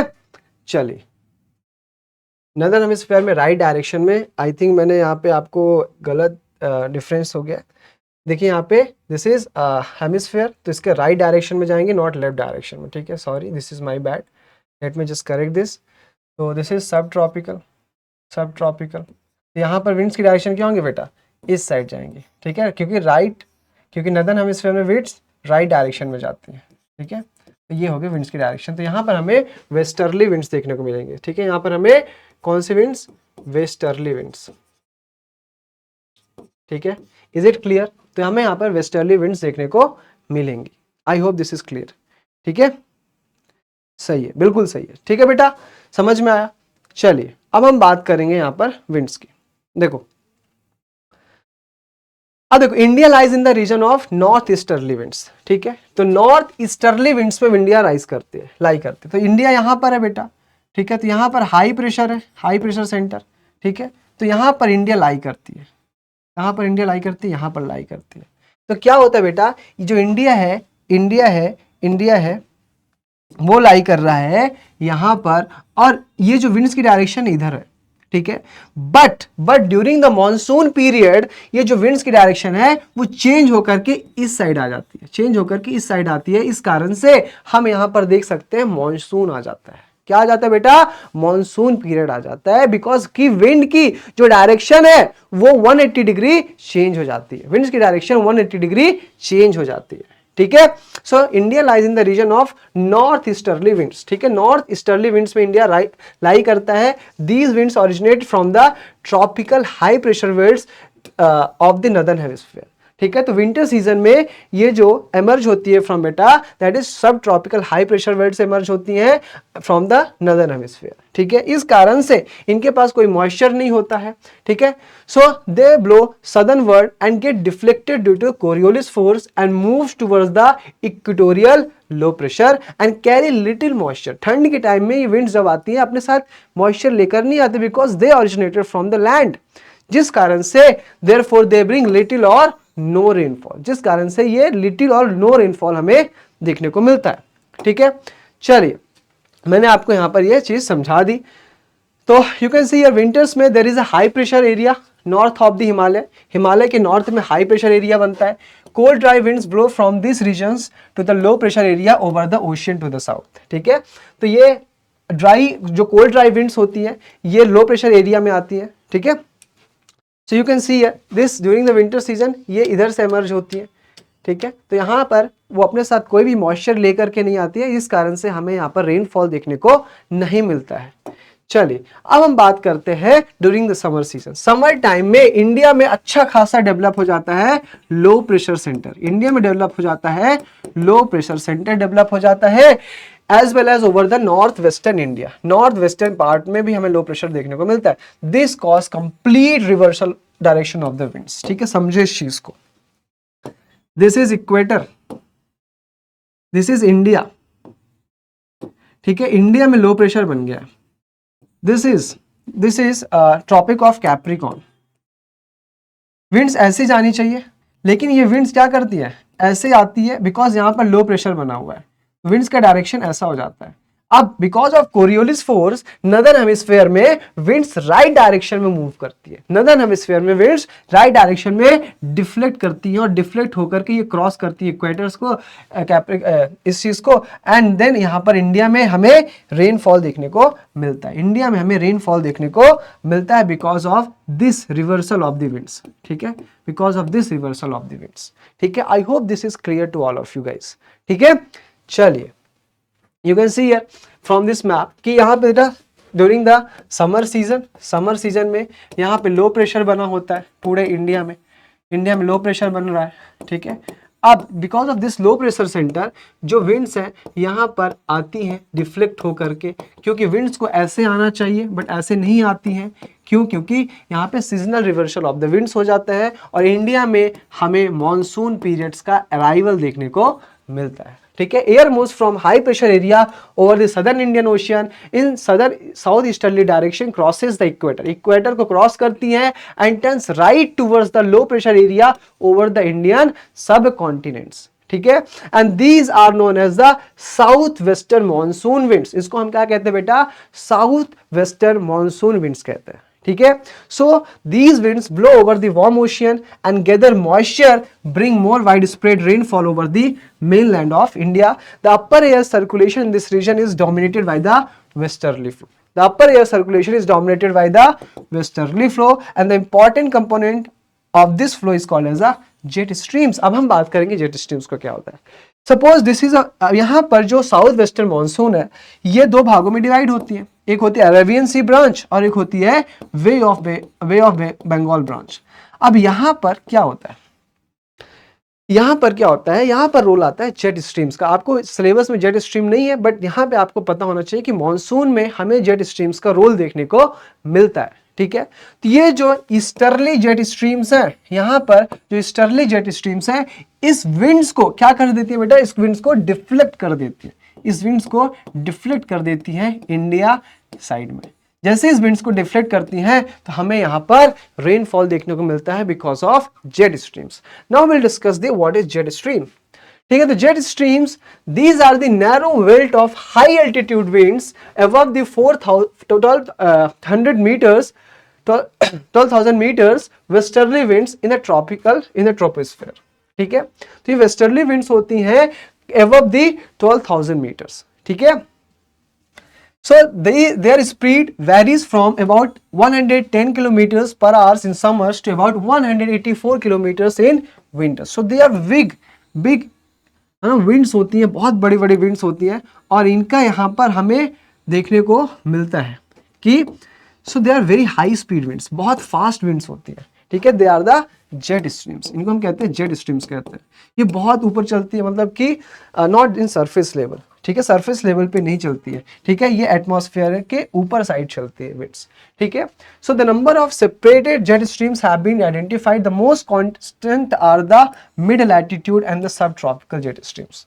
ठीक है, तो jet streams basically they are the geostrophic winds. ये दो तरीके की होती हैं, तीन तरीके की होती है मेनली। एक होती है वेस्टर्ली जेट स्ट्रीम्स जो वेस्ट टू ईस्ट चलती हैं, एक होती है ट्रॉपिकल ईस्टर्ली जेट स्ट्रीम्स होती हैं और एक होती है पोलार जेट स्ट्रीम्स। ठीक है, तो जेट स्ट्रीम्स अलग अलग होती हैं, लेकिन आपको इतना पता होना चाहिए कि जेट स्ट्रीम्स का रोल होता है इंडिया के मॉनसून में। क्यों? क्योंकि ये जो वेस्टर्ली जेट स्ट्रीम्स होती हैं, ईस्टर्ली जेट स्ट्रीम्स होती हैं, ये विंड्स को डिफ्लेक्ट कर देती है इंडियन साइड पे। ठीक है, is it clear to all of you? दूसरा हम पढ़ते हैं westerly cyclonic disturbance. Westerly cyclonic disturbance क्या होता है? Because during the winter season या इंडिया में बनता है इंडिया में बनता है बेटा हाई प्रेशर। ठीक है, यहाँ पे हाई प्रेशर बनता है और बिकॉज ऑफ दिस यहाँ पर क्या होता है बेटा, बहुत सारी जियोस्ट्रॉपिकल विंड चलती है ना, बहुत बड़ी जियोस्ट्रॉपिकल विंड चलती है। इसको हम कहते हैं that is westerly cyclonic disturbance. ठीक है, यहाँ पे वेस्टर्ली जेट स्ट्रीम्स आती हैं, ये इमर्ज होती है बेटा मेडिटेरेनियन सी से और इंडिया में इंटर करती हैं। ठीक है, और इंडिया में जैसे इंटर करती हैं तो ये जो नदर्न पार्ट है, नॉर्थ वेस्टर्न पार्ट है इंडिया का, यहाँ पर हमें विंटर्स में मच नीडेड रेनफॉल देखने को मिलता है। इस कारण से जो इंडिया का जो वीट है, इस वीट को ऊपर जो वीट की जो फसल होती है, राबी की जो वीट की फसल होती है, इसको मच नीडेड मॉइस्चर मिलता है, जिस कारण से यहाँ का जो वीट होता है काफ़ी ज़्यादा सॉफ्ट होता है और यहाँ के वीट से हम रोटियाँ बना सकते हैं। वहीं पर अगर आप यूरोपियन कंट्रीज में देखो तो वहाँ की वीट्स में काफ़ी ज़्यादा रफ होता है, इस कारण से वहाँ पे कुकीज़ वगैरह ज़्यादा बनता है, ब्रेड ज़्यादा बनता है। ठीक है, so this is one of the reason. ठीक है, so our weather phenomena of the winter month brought in by the westerly flow from the Mediterranean region। तो कहाँ से बनता है बेटा? Mediterranean region से आता है। They usually influence the weather of the north and northwestern region of India। So tropical cyclone occur during the monsoon as well as in October, November and the parts of the easterly flow. These disturbance affect the coastal region of India। ठीक है, तो यहाँ पर दूसरा effect हमें देखने को मिलता है दैट इज ट्रॉपिकल साइक्लोन्स के कारण भी। ठीक है, तो ट्रॉपिकल साइक्लोन्स कैसे बनते हैं? बिकॉज कि during the October month India का जो टेम्परेचर होता है मेन लैंड का, वहाँ पर हमें लो प्रेशर से हाई प्रेशर देखने को मिलता है, बट स्टिल जो सी लेवल है, जो वाटर है, बे ऑफ बंगाल है, वहाँ पर हमें वार्म कंडीशन देखने को मिलता है because still the water is hot, water still hot रहता है during the winter season also. इस कारण से जो विंड्स हैं वो लो प्रेशर से बेसिकली हाई प्रेशर से जाती हैं लो प्रेशर की ओर। ठीक है, वहाँ जाती हैं from main land of India से विंड जाती हैं हाई प्रेशर सेंटर की ओर, ठीक है, सॉरी लो प्रेशर सेंटर की ओर, जो कि ओशियंस में बनता है। इस कारण से हमें ट्रॉपिकल साइक्लोन्स देखने को मिलता है और वो इंडिया के क्लाइमेटिक कंडीशंस को भी अफेक्ट करता है, ठीक है। I hope this is clear to all of you, ठीक है। जेट स्ट्रीम्स मैंने आपको अभी यहाँ पे समझा दिया है, ठीक है। चलिए, सो यू कैन सी हियर कि ये किस तरीके से सब ट्रॉपिकल जेट स्ट्रीम्स वर्क करती हैं। This is the polar jet streams, ठीक है। मैंने आपको यहाँ पे समझा दिया। The easterly jet streams called the सब tropical easterly jet streams blow over the peninsular India and approximately over the 14 degree north in the during the summer month, and this tropical cyclone occurs during the month of October and November, so they are the part of easterly flow, ठीक है। समझ में आया? So that is the jet streams, ठीक है। इस कारण से वो इंडियन मॉनसून को अफेक्ट करते हैं, ठीक है। So as this is a demo lecture, तो मैं यहाँ पे 1 घंटा 30 मिनट हो चुका है और मैंने यहाँ पे लगातार रिकॉर्ड किया है। So this is the end of the lecture. I hope मैं आपके एक्सपेक्टेशंस पे खरा उतराऊँगा और मैं चाहता हूँ कि मैं इसी तरीके से PW को सर्व करूँ, और this is really a good opportunity for me, and this is I really like this platform, जिस तरीके से PW हमारे मतलब कि जो क्वालिटी एजुकेशन है उसको सर्व कर रहा है। So I really want to become the part of this initiative. So that's it from my side. Thank you. Jai Hind, जय भारत।